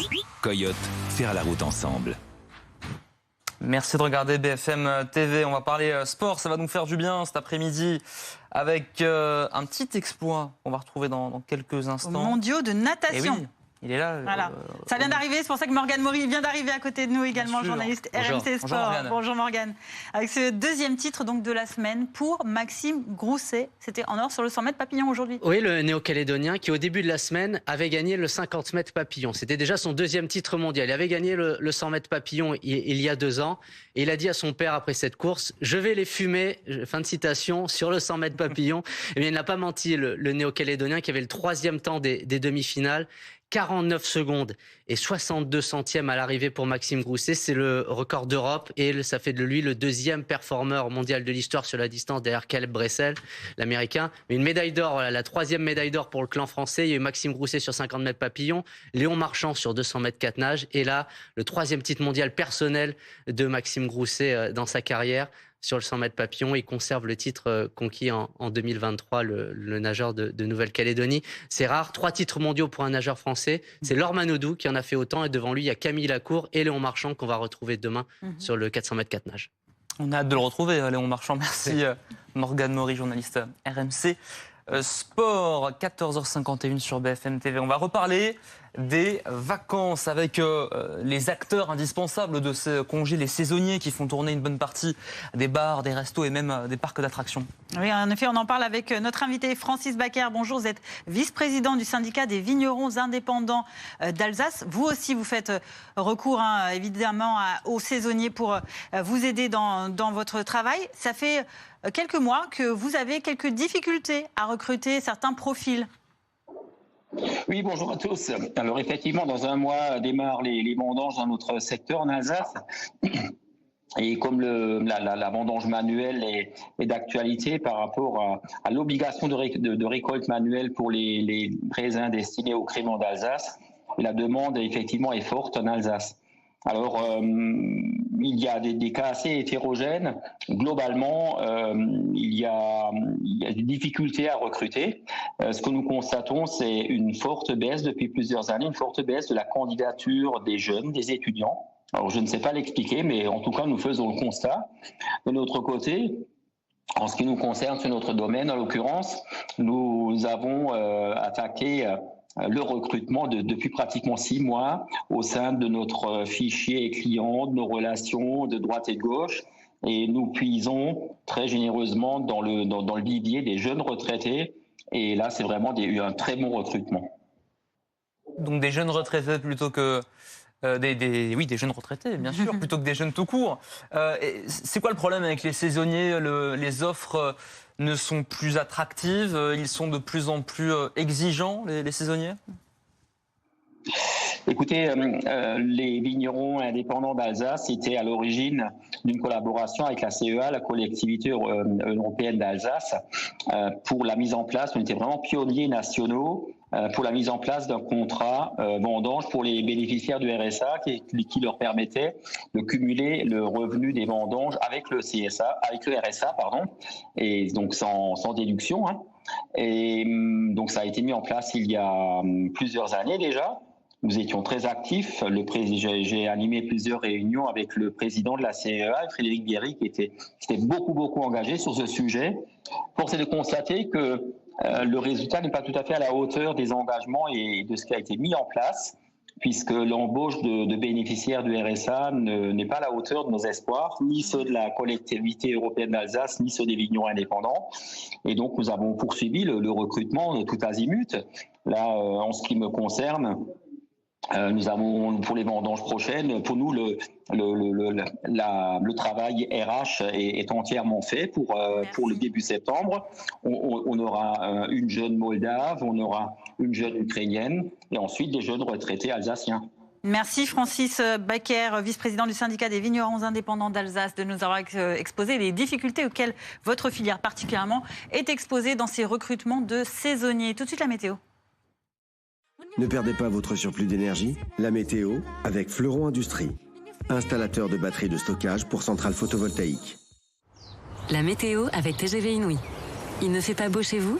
Le soleil vous attend dans l'une de nos 200 destinations en France et aussi en Europe. Profitez de la météo avec Plouf, le maillot qui fait flotter pour reprendre le sport, booster vos performances ou profiter d'eau en toute sécurité. Partir un jour. Cet été, partez l'esprit léger. Regardez la météo avec ImaProtect. Alarme et télésurveillance.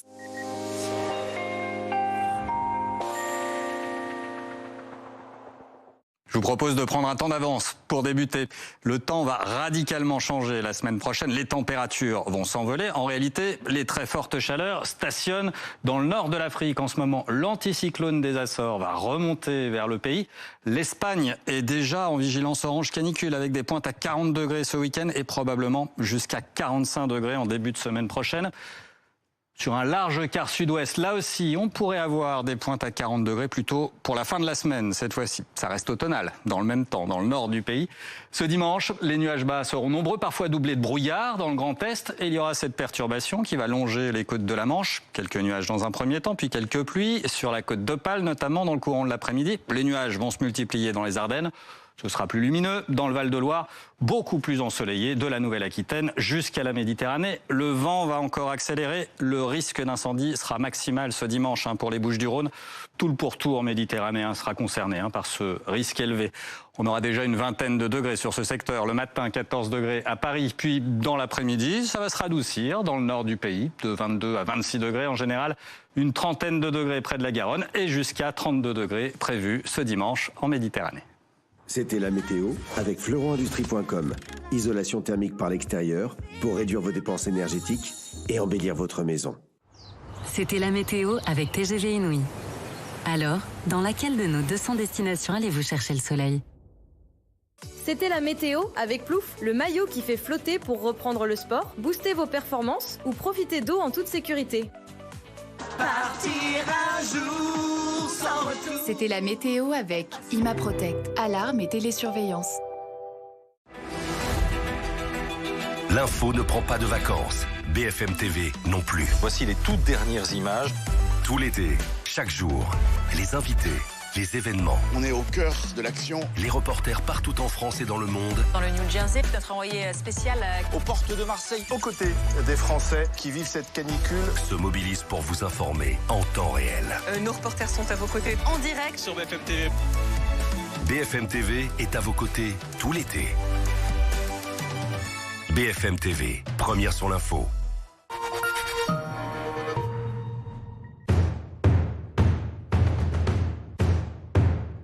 Avec les portes blindées Torchman Metal.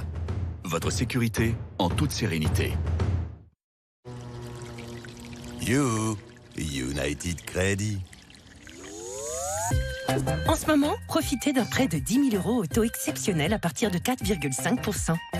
United Credit, enfin un crédit fait pour you. Vous savez pourquoi chez Carglass on vous demande votre numéro d'immatriculation? Eh ben regardez notre stock là. Ça nous permet d'identifier tout de suite votre pare-brise pour l'envoyer dans le centre que vous avez choisi. C'est pour ça que chez Carglass, on peut vous donner un rendez-vous très rapidement. Et en plus, vous n'avez rien à avancer. quel que soit votre assureur. Alors si vous avez une urgence sur votre pare-brise, réservez tout de suite sur carglass.fr. Ou appelez Carglass au 3044, c'est gratuit. N'oubliez pas, carglass.fr ou appelez-nous au 3044. Et en plus en ce moment, Carglass vous offre vos balais d'essuie-glace. Carglass répare, Carglass remplace. Les amis, j'ai fait Comme J'aime il y a 7 ans et j'ai perdu 10 kilos et surtout, je ne les ai jamais repris. Comme J'aime, ça marche pour tout le monde. Angélique, 36 ans de Cournon d'Auvergne, conseillère financière, a perdu 7 kilos en 1 mois et demi. Benjamin, 51 ans de Nantes, travaille dans le transport routier de marchandises, a perdu 28 kilos en 10 mois. Sandrine, 52 ans qui habite Paris, contrôleur de gestion, a perdu 21 kilos en 1 an. Alors pour perdre du poids, à partir de 3,92 € par repas. Rendez-vous maintenant sur comej'aime.fr. Comej'aime.fr, c'est important.fr. L'ortolan est un fromage tellement doux qu'il attendrit même les plus durs.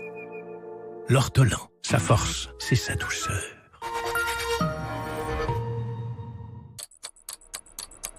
C'est le moment de faire le plein d'énergie. Avec Nutribullet, un maximum de nutrition en un minimum d'effort. 7 jours sur 7. Je me demande combien vaut notre voiture. Vendezvotrevoiture.fr peut vous le dire. Vendre sa voiture n'a jamais été aussi simple. Saisissez simplement les détails de votre voiture et obtenez le prix de vente. Et vendez-la dans une agence. Obtenez le meilleur prix maintenant sur vendezvotrevoiture.fr.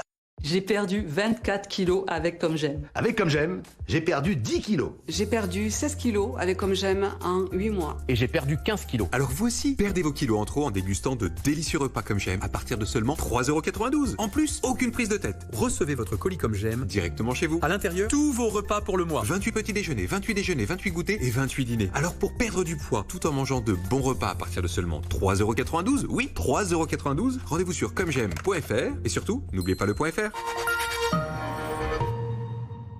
15h sur BFM TV, vous regardez l'après-info à la une de votre après-midi. Va-t-on vers une escalade de tensions entre les États-Unis et Russie?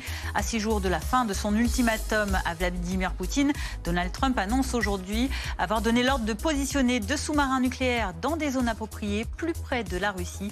De quel type exactement? Décryptage dans un instant. Attention au risque d'incendie. 8 départements du pourtour méditerranéen sont placés en vigilance orange au feu de forêt. Parmi ces départements, les Bouches-du-Rhône, 25 massifs forestiers y sont interdits d'accès. Nous serons sur place dans un instant. Et pour ne pas gâcher vos vacances, gare aux noyades. Leur nombre a augmenté, 50% de plus en un an. Quant à celles qui ont entraîné la mort, elles ont augmenté de 45%. Le respect des interdictions et des restrictions de baignade est primordial.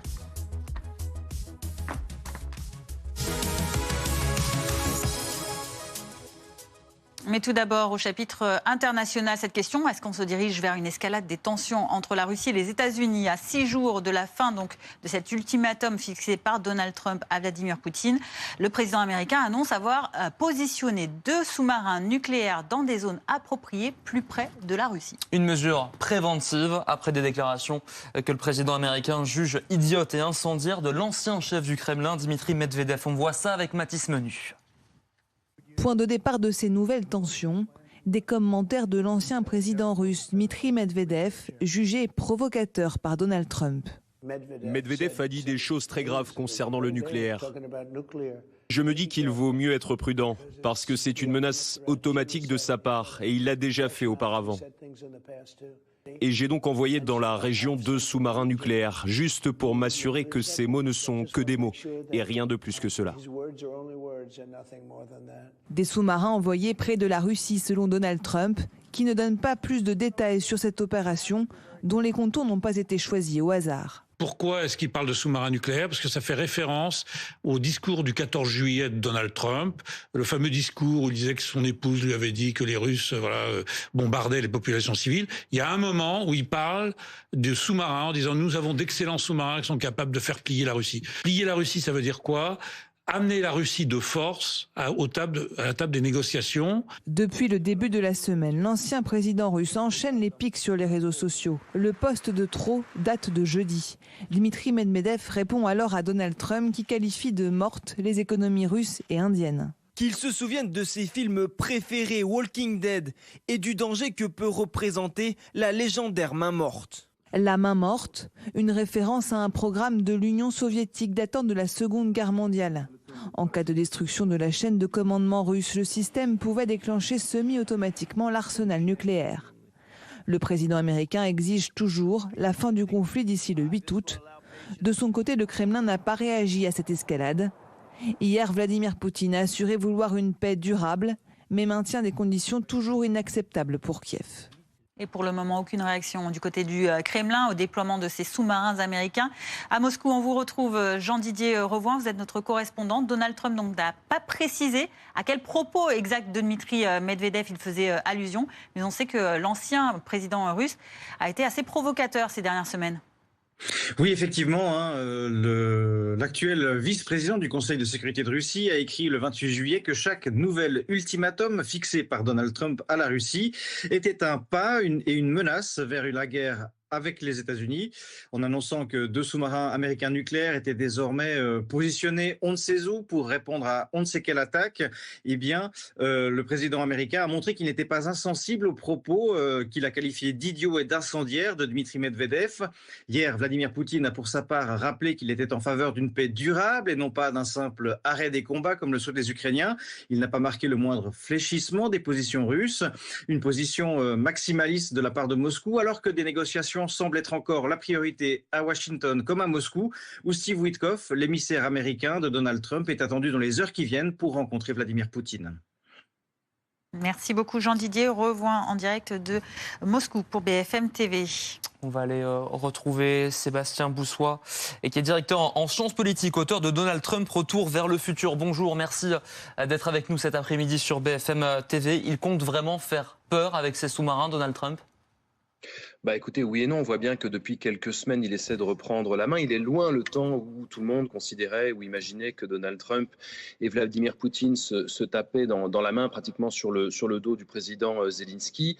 Donald Trump essaye de trouver une issue à ce conflit. Encore une fois, ce conflit-là, comme le conflit israélo-palestinien, où il n'a au départ strictement rien à voir. Il essaye de se dépatouiller de ce bourbier, ce qui est évidemment extrêmement compliqué. Alors il y a à la fois évidemment une volonté d'être entre le marteau et l'enclume, c'est-à-dire d'un côté montrer les dents avec ces 2 navires qui se rapprochent de la Russie. On ne sait pas évidemment en réalité de quel côté. Puis de l'autre côté, la venue de Steve Witkoff, qui est remis en selle depuis quelques jours, puisqu'il a été à Gaza, il a été en Israël et maintenant il va se rendre en Russie. On voit bien qu'il y a une volonté clairement à la fois de montrer les dents, mais en même temps de pousser véritablement à la négociation, parce que autrement, à part la diplomatie, évidemment, on ose difficilement imaginer ou envisager en tout cas le pire. Il faut montrer les dents parce que en fait, Donald Trump n'a pas réussi son pari de régler ce conflit en 48 heures. C'est ce qu'il avait annoncé à sa prise de pouvoir.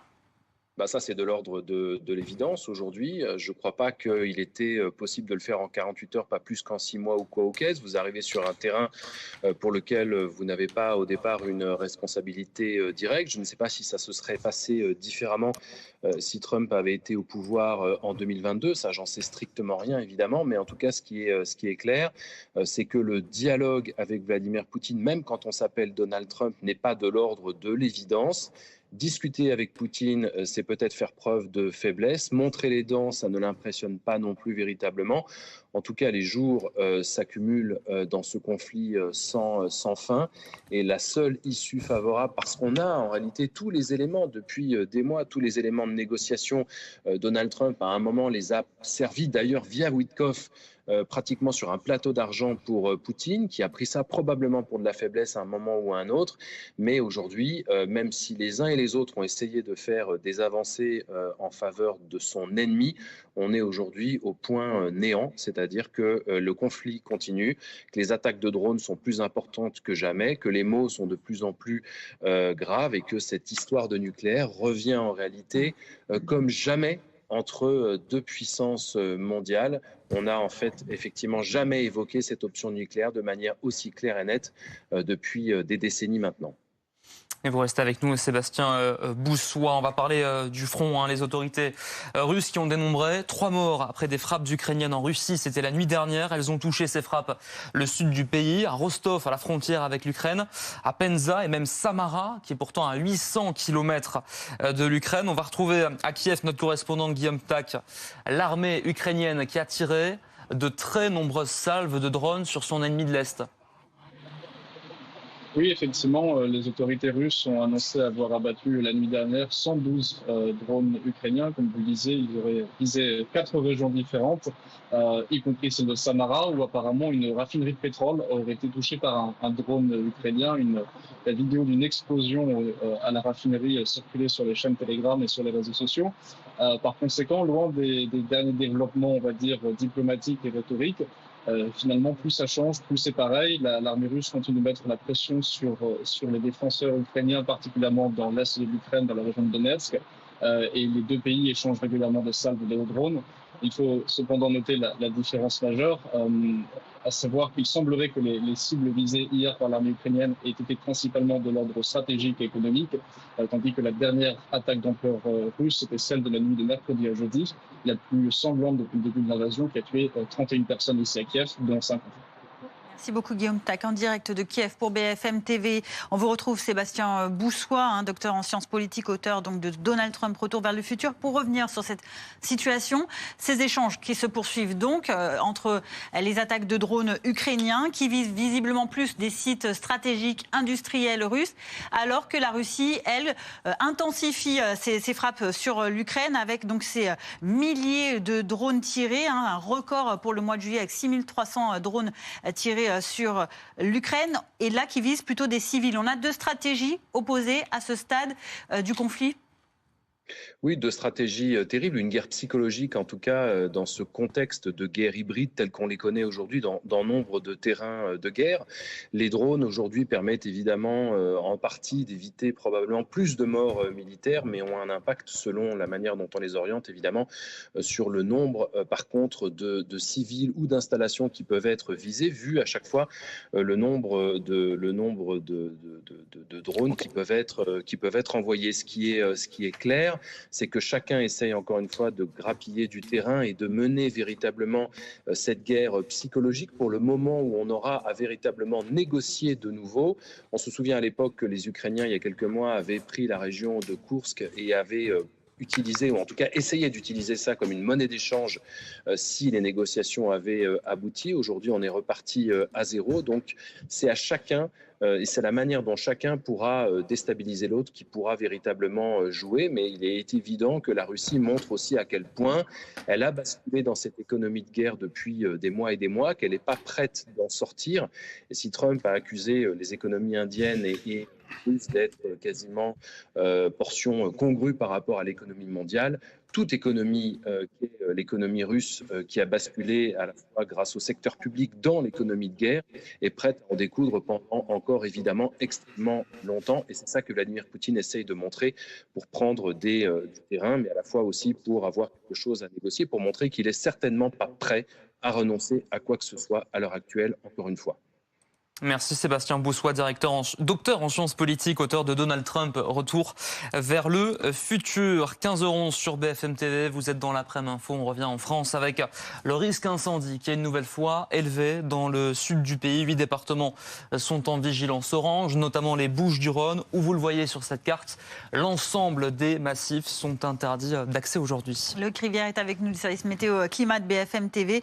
On le voit, c'est Bouches-du-Rhône qui sont concernées donc par ces fermetures de massifs qui sont en orange aujourd'hui, mais qui demain seront touchés par une vigilance rouge, feu de forêt. Oui, le vent va encore accélérer d'ici demain, dans les Bouches-du-Rhône notamment, mais pas seulement. Le risque concerne tout le bassin méditerranéen. C'est du orange pour l'instant, pour aujourd'hui. Il faut noter également une carte noire pour Bison Futé.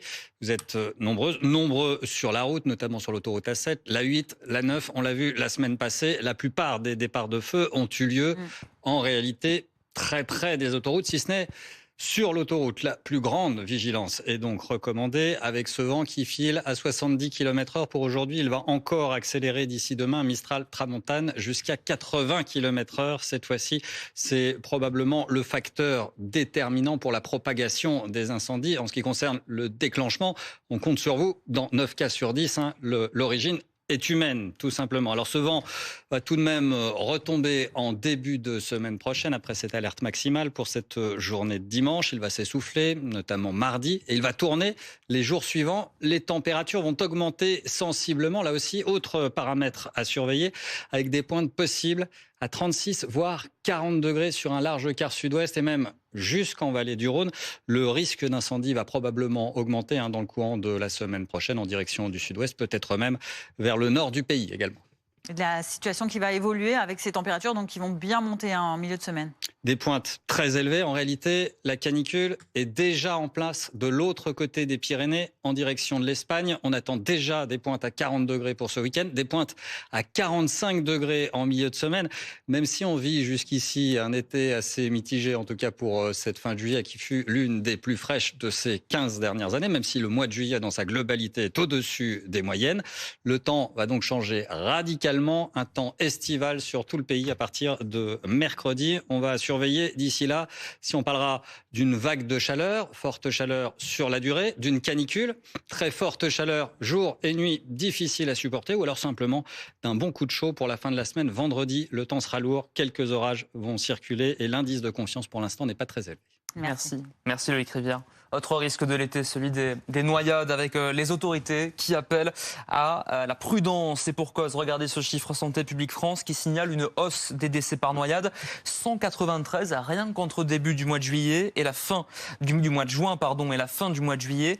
C'est 45% de plus que l'an dernier à la même période. On va aller en Vendée retrouver Hugo Smag qui est du côté de Noirmoutier, où les acteurs de la prévention sont mobilisés pour justement éviter des situations dramatiques. Tout à fait, parce que aujourd'hui c'est un jour de chassé croisée avec beaucoup de vacanciers qui arrivent ici sur l'île de Noirmoutier. Alors la vigilance est au maximum. Vous pouvez voir derrière moi, pour le moment la plage et la mer est plutôt calme, mais on reste très vigilant et c'est pour ça qu'on est avec Louison. Louison, vous êtes chef de poste ici sur cette plage des Sablots à Noirmoutier. Vous êtes de la SNSM des sauveteurs en mer. Aujourd'hui, quels sont les points de vigilance à avoir ? Ça va être au niveau déjà de la chaleur, il commence à faire plutôt beau. Et après, malgré que la mer soit plutôt calme, toujours rester vigilant, regarder, veiller sur ses enfants, faire attention, connaître son état et toujours bien vérifier le panneau météo et se baigner dans les limites surveillées, où au moins nous on peut intervenir en cas de problème. Depuis le début de l'été, on a beaucoup de noyades, on parle de 45% en plus. Depuis juillet, ici, il y a déjà eu des interventions importantes. Sur le mois de juillet, il y a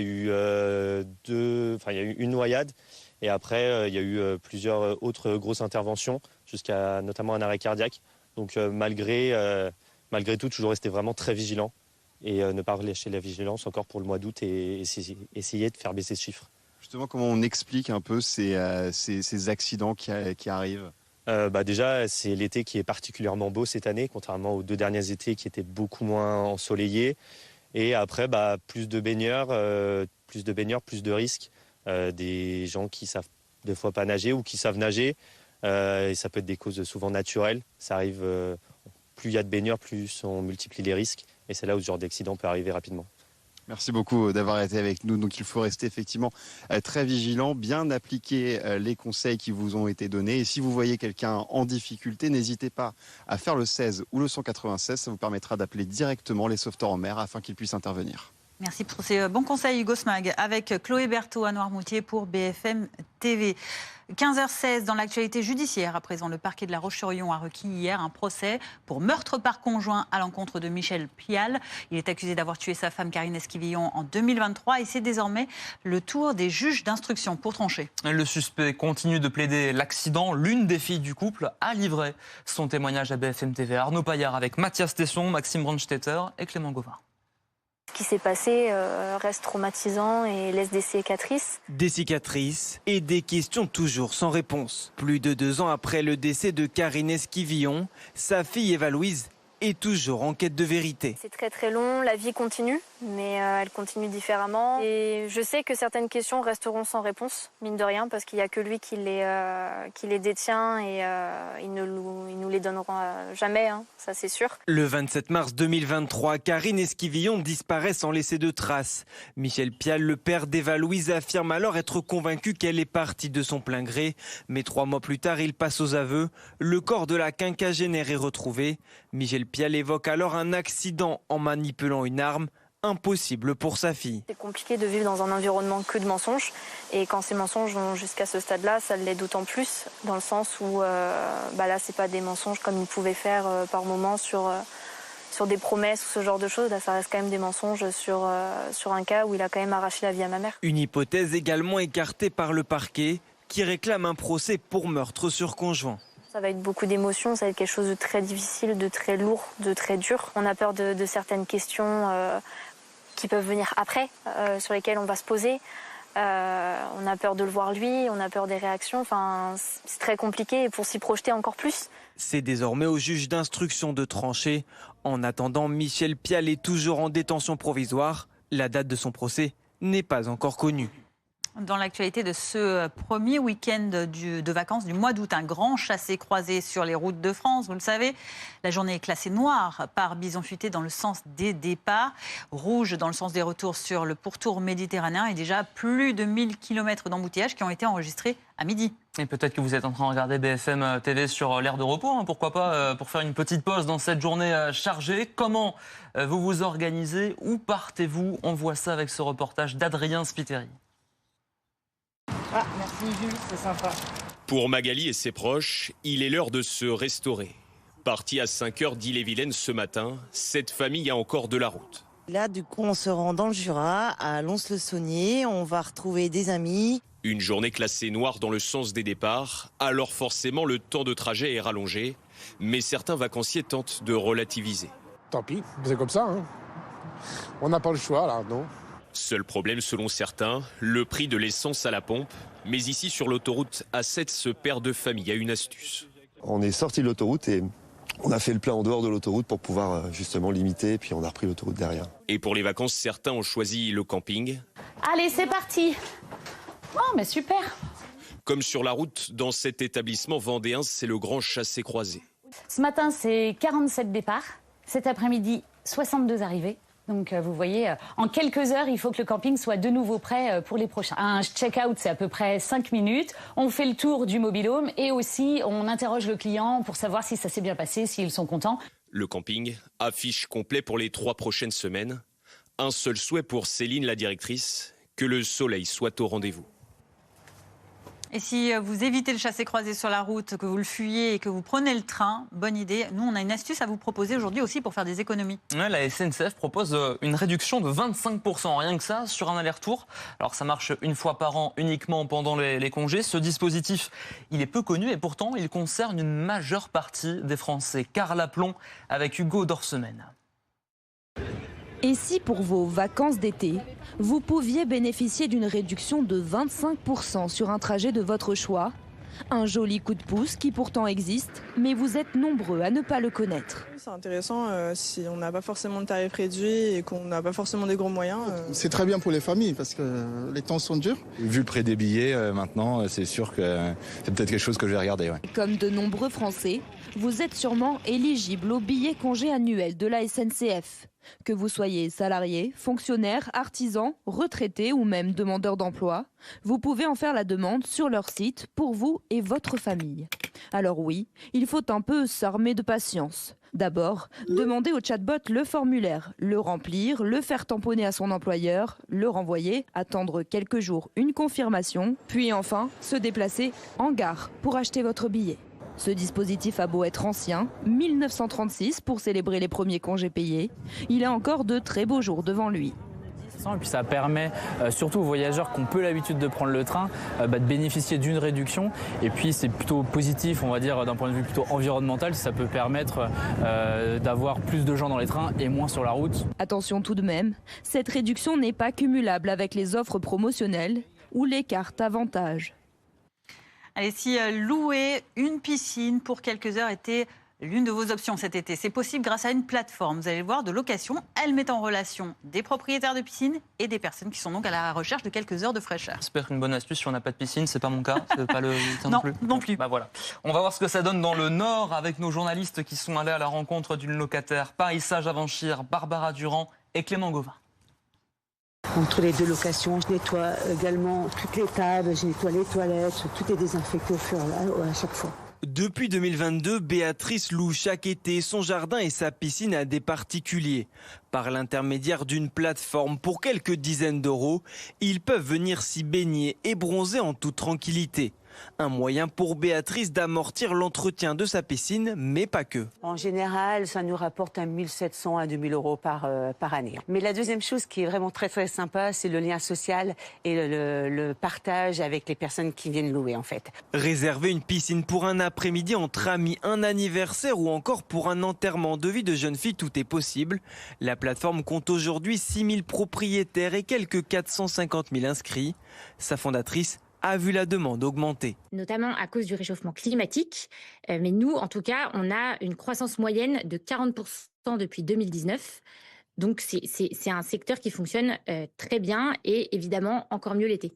Pour un après-midi de fraîcheur, comptez entre 90 et 100 euros pour 4 personnes. Sachez que la plupart des loueurs proposent également des services en supplément, comme des barbecues ou, comme chez Béatrice, un jacuzzi.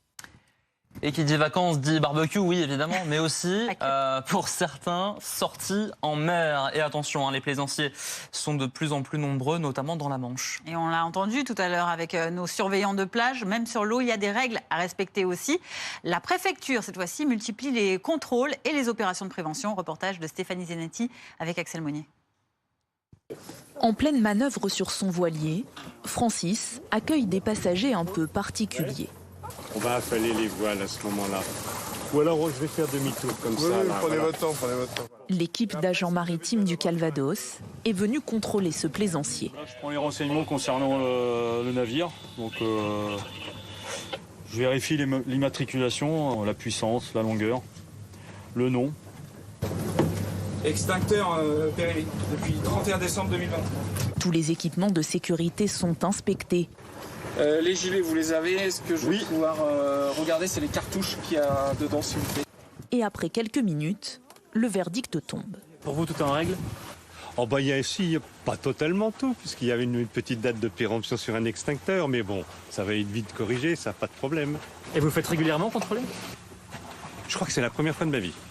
Comme chaque année dans la Manche, alors que les vacanciers sont nombreux à profiter de la mer, des opérations comme celle-ci sont organisées. Et au-delà des vérifications d'usage, c'est aussi l'occasion pour ces agents de sensibiliser les apprentis marins.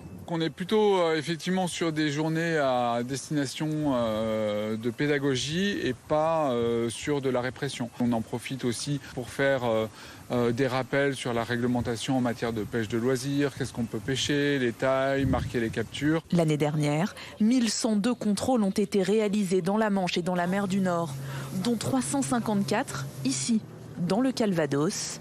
Parmi eux, 17 infractions ont été relevées.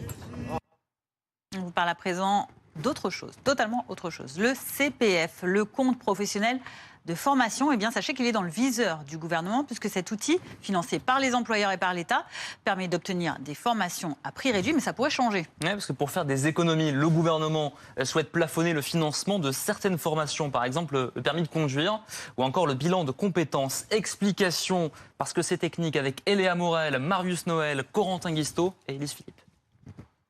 Dans cette auto-école, impossible de rester rentable sans le CPF. Grâce à ce financement, 37% de nos élèves passent le permis. Une part très importante de notre chiffre d'affaires. Mais voilà, le gouvernement souhaite plafonner le montant acheté avec le CPF. Une catastrophe pour la gérante. Il y aurait moins d'élèves qui viendraient parce qu'ils n'ont pas le financement pour pouvoir se payer le permis. Ils ont déjà un reste à charge de 102,23 € et bien souvent ils attendent la fin du mois pour pouvoir payer ces 102,23 €. Autre formation dans le viseur du gouvernement, le bilan de compétences. Très prisé des Français, il représente 7,4% des montants dépensés du CPF pour un coût moyen de 1 800 €.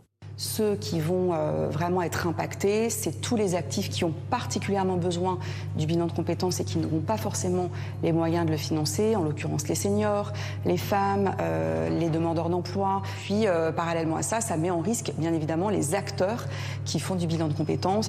Pour l'heure, les montants des plafonds sont toujours en discussion. Cette réforme permettrait au gouvernement de faire plusieurs centaines de millions d'euros d'économies. La météo, Loki Rivière. Ne perdez pas votre surplus d'énergie. La météo avec Fleuron Industrie. installateur de batteries de stockage pour centrales photovoltaïques. La météo avec TGV Inouï. Il ne fait pas beau chez vous? Le soleil vous attend dans l'une de nos 200 destinations en France et aussi en Europe. Profitez de la météo avec Plouf, le maillot qui fait flotter pour reprendre le sport, booster vos performances ou profiter d'eau en toute sécurité. Partir un jour. Cet été, partez l'esprit léger. Regardez la météo avec ImaProtect, alarme et télésurveillance.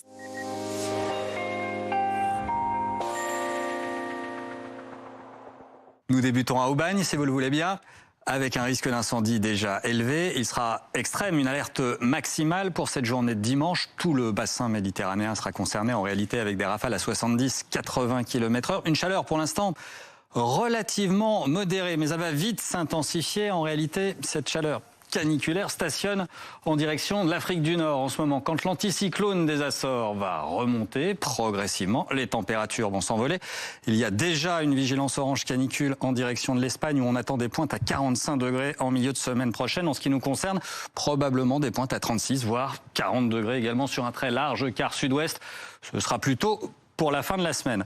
En remontant vers le nord, on va renouer avec les 30 degrés. Pour l'instant, il faut se contenter de 20-25 degrés, notamment ce dimanche, sous les nuages bas, nombreux dans le Grand Est. Il y aura également des brouillards sur ce secteur. Et il y a cette perturbation qui va longer les côtes de la Manche. Elle donnera quelques pluies sur la côte d'Opale dans le courant de l'après-midi. Il faudra descendre vers le Val-de-Loire pour retrouver un temps plus lumineux, plus ensoleillé, de la Nouvelle-Aquitaine jusqu'à la Méditerranée. Un peu d'instabilité simplement sur les reliefs. Là, vous aurez une vingtaine de degrés pour débuter cette journée, 14 à Paris. Dans l'après-midi, ça va se radoucir dans le nord du pays, de 22 à 26 degrés en général, jusqu'à 30 degrés sur les bords de la Garonne et 32 degrés notamment à Perpignan. Alors ce sera encore assez mitigé au nord en début de semaine. Ce lundi, cette perturbation va peu à peu se décaler vers le sud. On va la retrouver mardi, mais assez atténuée. Et à partir de mercredi, le flux va basculer, les températures vont bien monter.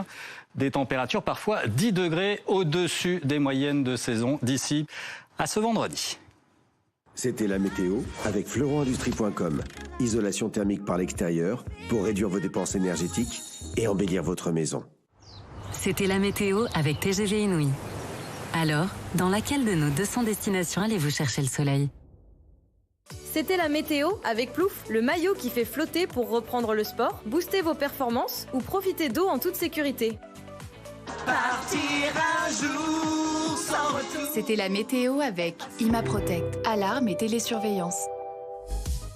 15h30 sur BFM TV, bel après-midi, merci d'être avec nous, bienvenue si vous nous retrouvez. Les titres de ce journal, le risque incendie très élevé, 8 départements du pourtour méditerranéen sont placés en vigilance orange, notamment ceux de la Corse où il y a des départs de feu en ce moment, et puis aussi département des Bouches-du-Rhône où l'ensemble des massifs forestiers sont interdits d'accès. On sera avec Clémence Fournival dans les Bouches-du-Rhône dans quelques instants. À la une également, la mise en examen et le placement en détention provisoire de l'ATSEM suspecté de viol sur une quinzaine d'enfants à Vic-la-Gardiole dans l'Hérault. La ville de Montpellier révèle que l'employé faisait également partie de ses effectifs depuis plus de 10 ans. L'actualité internationale avec les sous-marins nucléaires américains qui sont arrivés près de la Russie.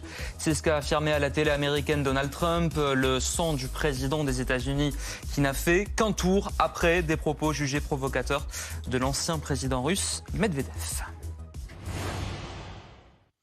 Le risque incendie une nouvelle fois élevé dans le sud du pays. 8 départements sont en vigilance orange. L'Aude, l'Hérault, le Gard, le Vaucluse, le Var, les 2 départements de Corse et les Bouches-du-Rhône. La Corse où il y a 2 départs de feu du côté d'Oleta et de Poggio d'Oleta. 30 et 10 hectares qui ont été parcourus pour l'instant. Vigilance aussi dans les Bouches-du-Rhône, Fanny. Oui, c'est là qu'on retrouve Clémence Fournival. Vous êtes notre envoyée spéciale dans le département, donc concerné par une vigilance orange, on l'a vu sur cette carte. Vigilance donc aujourd'hui avec notamment des bénévoles qui patrouillent.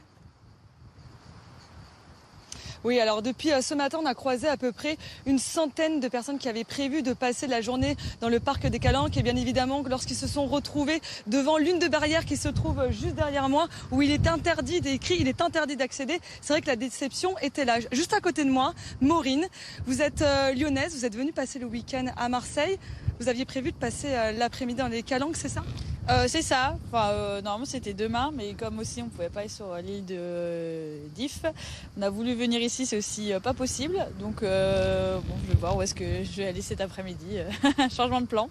Vous n'étiez pas du tout au courant que le département avait été classé en vigilance rouge, c'est-à-dire que tous les massifs forestiers sont fermés. Vous n'étiez pas renseigné? Pas du tout. Moi, je viens. C'est plutôt mon hôte qui aurait dû me prévenir, mais donc non, je n'étais pas du tout au courant. Mais après, c'est pas grave. Il y a pas mal de choses à faire ici, donc c'est pas dérangeant. Je reviendrai, c'est pas loin. Lyon, Marseille, c'est rapide à faire, donc ça va. Merci, j'espère que vous allez trouver une occupation pour cet après-midi.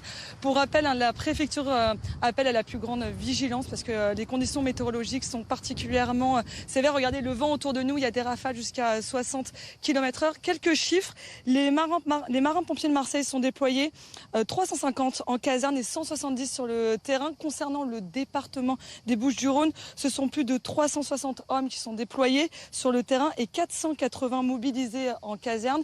Dans le parc national de Calanque ainsi que les autres massifs forestiers, les contrôles sont renforcés et toutes les personnes qui rentrent dans le massif sont exposées à une amende ou d'autres sanctions. Pour rappel, 9 feux de forêt sur 10 sont souvent liés à l'humain. Fournival avec Anne Boisiz en direct donc des Bouches-du-Rhône pour BFM TV. Tout à l'heure, notre invité Alexandre Joissard, porte-parole de la sécurité civile, faisait état des conditions météo et climat qui aujourd'hui justement favorisent ce risque d'incendie. Il a parlé notamment de la température et de la sécheresse. Alors forcément, on a des températures très élevées. Et on a aussi une hygrométrie, une sécheresse donc des sols qui, depuis plusieurs semaines, plusieurs mois maintenant sur certains départements, n'ont pas eu d'eau de manière abondante. Et donc, on est sur un mélange qui peut amener à ce qu'on ait de l'éclosion d'un sinistre avec une rapidité de propagation, c'est-à-dire un feu qui se déplace le plus rapidement possible. Et en ce sens, on est sur une période particulière ce week-end. Nous avons d'ailleurs fait une réunion ce matin avec le Centre de coordination avancée de la sécurité civile présent à Nîmes pour pouvoir disposer les moyens et préparer les moyens nécessaires s'il devait y avoir des sinistres. Quels moyens justement vous avez commencé à envisager de mettre en place? Alors nous avons plusieurs types de moyens. Nous avons des moyens aériens et des moyens terrestres. Sur les moyens aériens, nous avons une très bonne disponibilité avec des Canadair, avec des Dash. Ce sont des avions qui larguent du retardant, c'est-à-dire qui ralentissent la progression d'un sinistre lorsqu'ils font un passage. Et puis nous avons également des hélicoptères bombardiers d'eau qui sont disposés dans certaines zones. C'est le cas dans le sud de la France, c'est le cas aussi en Corse par exemple. Et donc sur ces zones-là, on a mis ces moyens. Et ensuite sur les moyens terrestres, on a toute une palette de moyens disponibles. Déjà les moyens propres de la sécurité civile avec les formations militaires de la sécurité civile, les sapeurs sauveteurs qui peuvent être envoyés au fur et à mesure. Et puis vous avez les services départementaux d'incendie de secours qui permettent de réaliser des colonnes de renfort. Ce sont ces colonnes qui ont été envoyées il y a quelques jours et quelques semaines en préventif et il y en a encore là dans le sud de la France pour pouvoir intervenir en complément des moyens départementaux. Alexandre Joissard, on en parlera un petit peu plus tard du risque aussi de ces incendies, notamment en bordure d'autoroute. On parlera plus tard des conditions de circulation évidemment compliquées en ce week-end de chassé-croisé, mais on vous parle de ça parce que les récents incendies ont eu lieu le plus souvent au bord de ces autoroutes françaises. Est-ce que ce sont des axes particulièrement à risque et comment on intervient avec notamment les moyens routiers mais aussi les moyens aériens à côté de ces axes-là? Alors en effet, c'est une très bonne question, ça me permet de le dire, on est vraiment sur une période où il faut faire très attention, on est sur un chassé-croisé aujourd'hui, donc message de prévention, pas de mégots par les fenêtres, je sais que ça paraît ridicule de le rappeler, mais c'est vraiment très important. Même chose pour les barbecues ou autres sources de sinistres, mais on aura peut-être l'occasion d'en parler plus longuement. Pour nous, notre capacité à intervenir, il y a plusieurs moyens qui peuvent être mis en rôle dans la capacité à éteindre. Premièrement, on a aussi des moyens qui peuvent passer par la route, c'est-à-dire nos moyens habituels, les camions citernes feux de forêt, mais aussi les fourgons pompe-tonnes, qui eux peuvent intervenir sur l'autoroute et éteindre depuis l'autoroute. Et puis ensuite, vous avez des moyens spécifiques, vous avez parlé des moyens aériens, ce sont en effet des moyens qui peuvent nous aider. On utilise aussi des drones qui peuvent permettre d'améliorer notre reconnaissance aérienne et nous donner des informations précieuses pour atteindre ces sinistres. Je le rappelle, plus de 90% des feux sont éteints avant de dépasser les 5 hectares et donc d'éviter d'avoir une trop grosse propagation de sinistres dans la durée. Autre risque de l'été, celui des noyades avec ce chiffre 193 décès recensés entre le 1er juin et le 23 juillet, soit 45% de plus que l'an passé à la même période. Et une augmentation qui pourrait s'expliquer, entre autres, par la canicule du début de l'été qui a davantage poussé les Français à aller se rafraîchir en mer. Et même quand la météo est loin d'être estivale, il ne faut pas baisser la garde. On voit cela avec Pierre-Louis Bousset et Tanguy Tricoire. Un vent bien présent et un ciel plutôt couvert sur cette plage de Trouville. Pas vraiment la météo idéale pour faire trempette. Et c'est sans compter sur le risque pour les baigneurs imprudents. Moi, je sais que je vais pas très loin en mer quand je nage. Je prends pas de risque. Il faut pas trop s'éloigner non plus, faire attention au courant. Entre le 1er juin et le 23 juillet, 193 décès par noyade ont été recensés en France. C'est 45% de plus qu'à la même période l'an passé. Une tendance dramatique touchant particulièrement les enfants et les adolescents. Santé publique France pointe le rôle des fortes températures qui ont poussé de nombreuses personnes à se rafraîchir. Les autorités sanitaires rappellent que les noyades surviennent plus fréquemment en cas de consommation d'alcool ou de baignade non surveillée. Le message de prévention important à faire passer, c'est baignez-vous pendant les horaires de surveillance sur les plages équipées d'un poste de secours avec des nageurs sauveteurs. Sur les 193 noyades mortelles recensées, 79 se sont produites en mer. L'assistante d'école maternelle soupçonnée de viol et d'agression sexuelle sur une quinzaine d'enfants près de Montpellier a été mise en examen et placée en détention provisoire. Elle continue de crier au complot. Célia Vallée est à Vic-la-Guardiole pour BFM TV. On a appris aujourd'hui que cette ATSEM avait été employée par la mairie de Montpellier dans d'autres écoles par le passé. Oui, elle est employée de la mairie de Montpellier depuis 2014. Ça fait donc plus de 10 ans que cette ATSEM travaille aux côtés des enfants. Aujourd'hui, elle est en détention provisoire pour viol et agression sexuelle aggravée sur des enfants. C'est un choc ici dans cette commune. Les habitants sont bouleversés. On a rencontré Brigitte qui a tenu à rappeler à quel point il est important de parler de ce sujet. Écoutez Brigitte, elle est au micro de Mathieu Lepeigny. C'est révoltant et que je crois que plus on en parle et surtout, il faut inciter les enfants à en parler. Et de la même manière que les parents écoutent. Et faire la part des choses, évidemment aussi, je pense que c'est très important. Parce que si on n'en parle pas et que ça recommence à devenir un sujet tabou, d'ailleurs c'est toujours un sujet tabou, qu'on arrêtera, on ne peut pas arrêter, c'est pas magique, on n'arrêtera pas l'humain et sa méchanceté. En garde à vue, cette femme de 59 ans qui est suspectée a nié les faits. Elle dénonce un complot de la mairie qui est organisé contre elle. Aujourd'hui, les investigations se poursuivent, notamment par un juge d'instruction et par la gendarmerie de Castelnau-les-Lez. Célia Vallée dans l'Hérault pour BFM TV. Un témoignage BFM TV à présent, celui de la fille de Karine Esquivillon. C'est cette quinquagénaire retrouvée sans vie en Vendée il y a 2 ans. Le parquet a requis un procès pour meurtre par conjoint cette semaine contre son époux qui plaide depuis 2 ans la thèse de l'accident, une piste à laquelle ne croit pas la fille de la victime, soulagée de la tenue potentielle d'un procès si les juges d'instruction le décident. On est quand même un peu plus rassurés et confiants à aller au procès parce qu'on sait que la thèse de l'accident ne passera pas et que là, la demande est vraiment pour meurtre. Donc déjà, il y a quand même une part où on est rassuré, où la thèse de l'accident, on ne se dit pas qu'elle va passer et que dans 4 ans, il va pouvoir être dehors. Donc il y a quand même ça qui nous met en confiance, mais mine de rien, on a peur de certaines réponses, on a peur de certaines questions qui peuvent venir après, sur lesquelles on va se poser.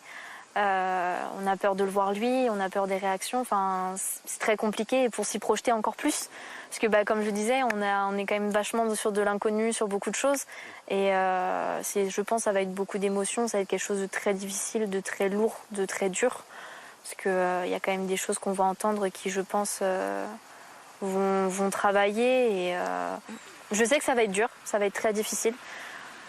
Il faut passer par là et c'est ce qu'on attend aussi. On l'attend avec impatience, mais en même temps, on le redoute.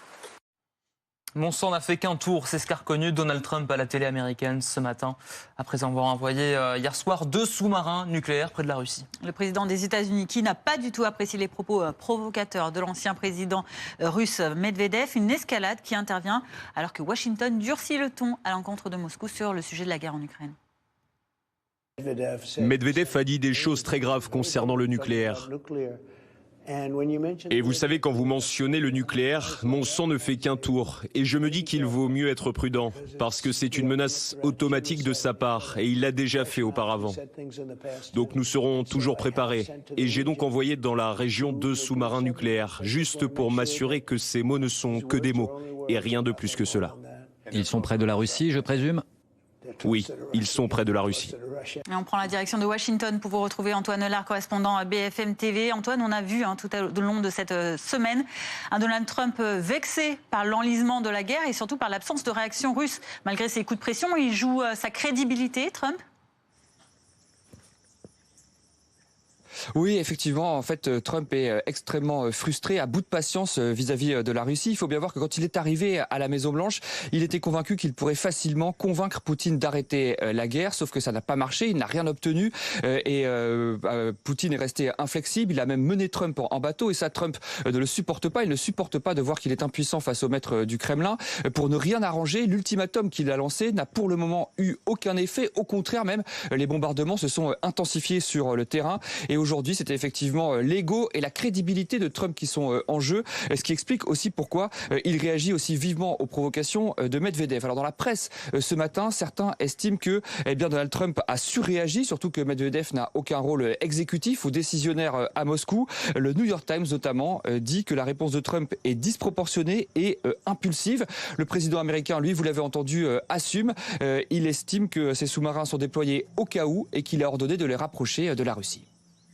Bonjour, Général Jérôme Pellistrandi, vous êtes notre consultant en défense BFM TV. Les sous-marins américains, ils sont déjà près de la Russie. Est-ce qu'il pense vraiment, Trump, pouvoir faire peur aux Russes avec ses déclarations ? En tout cas, on est dans une escalade verbale qui s'inscrit dans ce qu'on appelle la grammaire du nucléaire. Il faut souligner que Moscou, depuis le début donc, de la guerre, il y a plus de 3 ans, a régulièrement fait état de la menace nucléaire en disant qu'ils étaient prêts à raser Londres, Paris, Berlin, que ce soit par exemple dans les médias ou effectivement par l'intermédiaire de Medvedev, l'ancien président.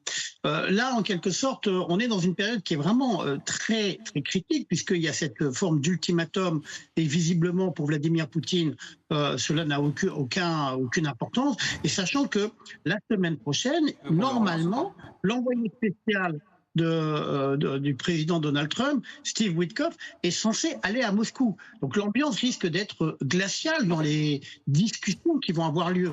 Donc voilà, on est vraiment dans une période très difficile, très compliquée, avec des risques de dérapage, alors plutôt de dérapage verbaux comme c'est le cas actuellement. Général, il y a toujours une inconnue sur le type de sous-marin nucléaire envoyé par Donald Trump. Selon le genre d'engin, on va dire, ce n'est pas du tout le même signal qui est envoyé aux Russes. Alors, il faut bien comprendre, bien entendu, qu'il n'y aura pas de détails sur le type des sous-marins qui sont censés être près de la Russie. Ce qu'il faut savoir, c'est que d'abord, tous les sous-marins américains sont à propulsion nucléaire. Ça, c'est un fait.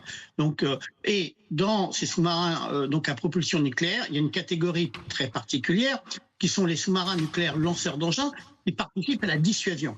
Ces sous-marins, en fait, ils sont à la fois dans l'Atlantique et puis d'autres dans le Pacifique, avec des missiles, eux, à tête nucléaire, qui sont capables de franchir 10 000 kilomètres et donc susceptibles de pouvoir éventuellement frapper le territoire russe. Donc on peut supposer que actuellement, ces sous-marins, certains de ces sous-marins sont dans des environnements qui permettent d'avoir, entre guillemets, la Russie à portée. Mais là, c'est le jeu classique de la dissuasion nucléaire, avec le fait que donc il y a eu cette déclaration très virile de la part de Donald Trump, mais en tout cas, on n'aura pas plus de détails, parce qu'il faut bien entendu maintenir cette ambiguïté stratégique. C'est en fait la règle dans la dissuasion nucléaire, et le message est davantage adressé à Vladimir Poutine qu'à Medvedev, et ça, les Russes comprennent très bien tout ce qui touche autour de la dissuasion nucléaire. Merci Général Pellistrandi pour cette grille de lecture de ces déclarations croisées donc entre les États-Unis et la Russie. Tout de suite l'infotrafic. L'infotrafic avec la nouvelle appli Coyote pour éviter les amendes et rouler à la bonne vitesse. Coyote, faire la route ensemble.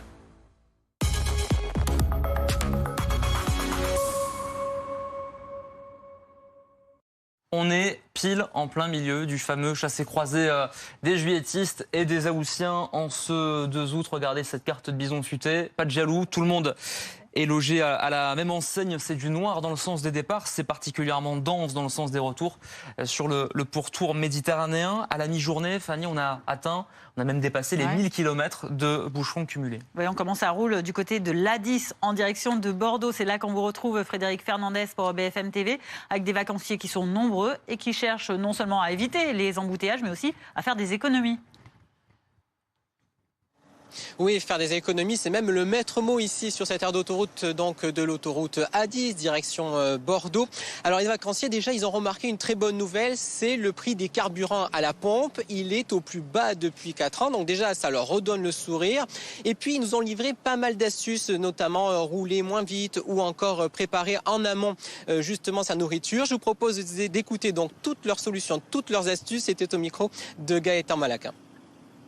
C'est appréciable. L'année dernière, pour le même plein, j'avais 5-6 euros de plus, oui. Ça va pas changer la vie sur des vacances, mais c'est vrai que c'est quand même mieux d'économiser. Surtout que sur des vacances, on doit faire quand même 4-5 pleins, donc ça fait tout de suite 20 ou 30 euros de moins sur 15 jours de vacances. On a fait des petites économies sur la nourriture. On a prévu à manger plutôt que d'acheter dans les aires d'autoroute. C'est toujours quelque chose où on sait qu'on peut économiser et faire des loisirs après derrière. On essaye de rouler un peu moins vite, 10 km/h moins vite, pour justement faire toutes ces économies de carburant. Oui. Et on ne fait surtout pas le plein sur l'autoroute non plus.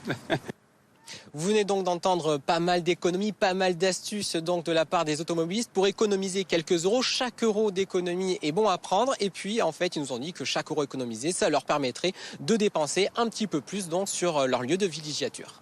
Frédéric Fernandez avec des images signées Gaëtan Malaquin sur la 10. C'était l'infotrafic avec la nouvelle appli Coyote pour éviter les amendes et rouler à la bonne vitesse. Coyote, faire la route ensemble. On est avec Linda Lenné, rédactrice en chef du magazine L'Éco-Touristique. Bonjour, merci d'être avec nous en direct sur BFM TV. On va parler des chiffres du tourisme à présent. Le mois de juillet est un petit peu morose. On attend beaucoup du mois d'août pour sauver l'été. Effectivement, les professionnels du tourisme espèrent vivement que le mois d'août sera bien meilleur, qui permettra de rattraper un mois de juillet un peu poussif. Et d'ailleurs, traditionnellement, les Français partent davantage au mois d'août qu'au mois de juillet. Ce qui est intéressant d'analyser justement pour prendre un peu le pouls de l'été, c'est de regarder les chiffres des campings français. Et ce matin, en prévision de ce direct, j'ai échangé avec le président le patron de la Fédération nationale de l'hôtellerie plein air, Nicolas Daillot, et qui me disait que sur l'ensemble de la saison, donc qui s'étend quand même du mois d'avril à août-septembre, le nombre de nuitées était en progression de 2%. Néanmoins, il y a beaucoup de disparités en fonction des mois. Le printemps et le mois de septembre sont meilleurs que l'année dernière. En revanche, ça ne vous étonnera pas, le mois de juillet est un petit peu en retard par rapport à l'année dernière et le mois d'août, lui, est un petit peu en avance. Autre tendance à retenir, c'est que les terrains nus sur lesquels finalement on pose sa toile de tente ou on installe sa caravane, eux, tirent mieux leur épingle du jeu par rapport aux locatifs, donc au mobil-home et au bungalow. Tout simplement, et vous le disiez dans votre reportage, parce qu'il y a vraiment une préoccupation par rapport au pouvoir d'achat et les terrains nus, c'est vraiment une option très économique. Par ailleurs, en termes de destination, c'est plutôt finalement des régions comme le Val-Rhône-Alpes, la région PACA et la Corse qui s'en sortent mieux par rapport à d'autres régions françaises. Néanmoins, depuis quelques semaines, l'Île-de-France ainsi que la Bretagne et la Normandie rattrapent leur retard accumulé, un retard accumulé en début d'année parce que, vous vous en souvenez peut-être, l'année dernière, la météo était plutôt capricieuse et ce qui fait que les Français ont ces images-là en mémoire et on dit souvent que Instagram est un très grand influenceur, mais finalement, le plus grand influenceur du voyage, c'est la météo. Et donc, comme le printemps a été plutôt ensoleillé, avec de belles journées, et bien finalement, pendant ces semaines de réservation, beaucoup de Français ont plébiscité la Bretagne ou la Normandie. Merci beaucoup Linda Lenné, rédactrice en chef du magazine L'Écho Touristique, pour ce point de situation donc sur cette saison estivale qui se poursuit. Tout de suite, on parle de sport avec les mondiaux de natation à Singapour et les Bleus, médaillés de bronze dans le relais 4 x 100 mètres nage libre mixte. Et cet exploit qui survient après le sacre également de Maxime Grousset sur le 100 mètres papillon aujourd'hui. C'est son deuxième titre de la semaine, ce Français, après avoir décroché l'or sur 50 mètres papillon. C'était lundi. Reportage d'Arthur Jean. Maxime est devant, mais Ponty revient, mais Maxime est toujours devant. Maxime Grousset va être champion du monde. Champion du monde. Et 41 secondes, 62 centièmes. Maxime Grousset explose le record d'Europe. Je sais pas comment le dire, on est encore sous le choc. C'est un truc qui est hallucinant. J'aurais pu espérer qu'il puisse, quel que soit le résultat, qu'il puisse passer sous les 50. Et là, il a explosé le temps et il fait une course juste hallucinante. C'était fou. Après avoir été sacré sur 50 mètres papillon lundi, Maxime Grousset a récidivé il y a quelques heures, mais sur 100 mètres cette fois. 2 ans après son titre aux mondiaux de Fukuoka au Japon, le néo-calédonien récupère donc sa couronne. Record de France, record d'Europe et 3e meilleur temps de l'histoire. Tout y est passé dans la piscine de Singapour. Je suis, je sais pas, deux fois champion du monde du 100 papillon, ça veut dire j'ai assumé le statut. et 2 fois champion du monde sur cet événement. Là, à chaud, je sais pas ce que ça représente, mais pour l'instant, je suis fier.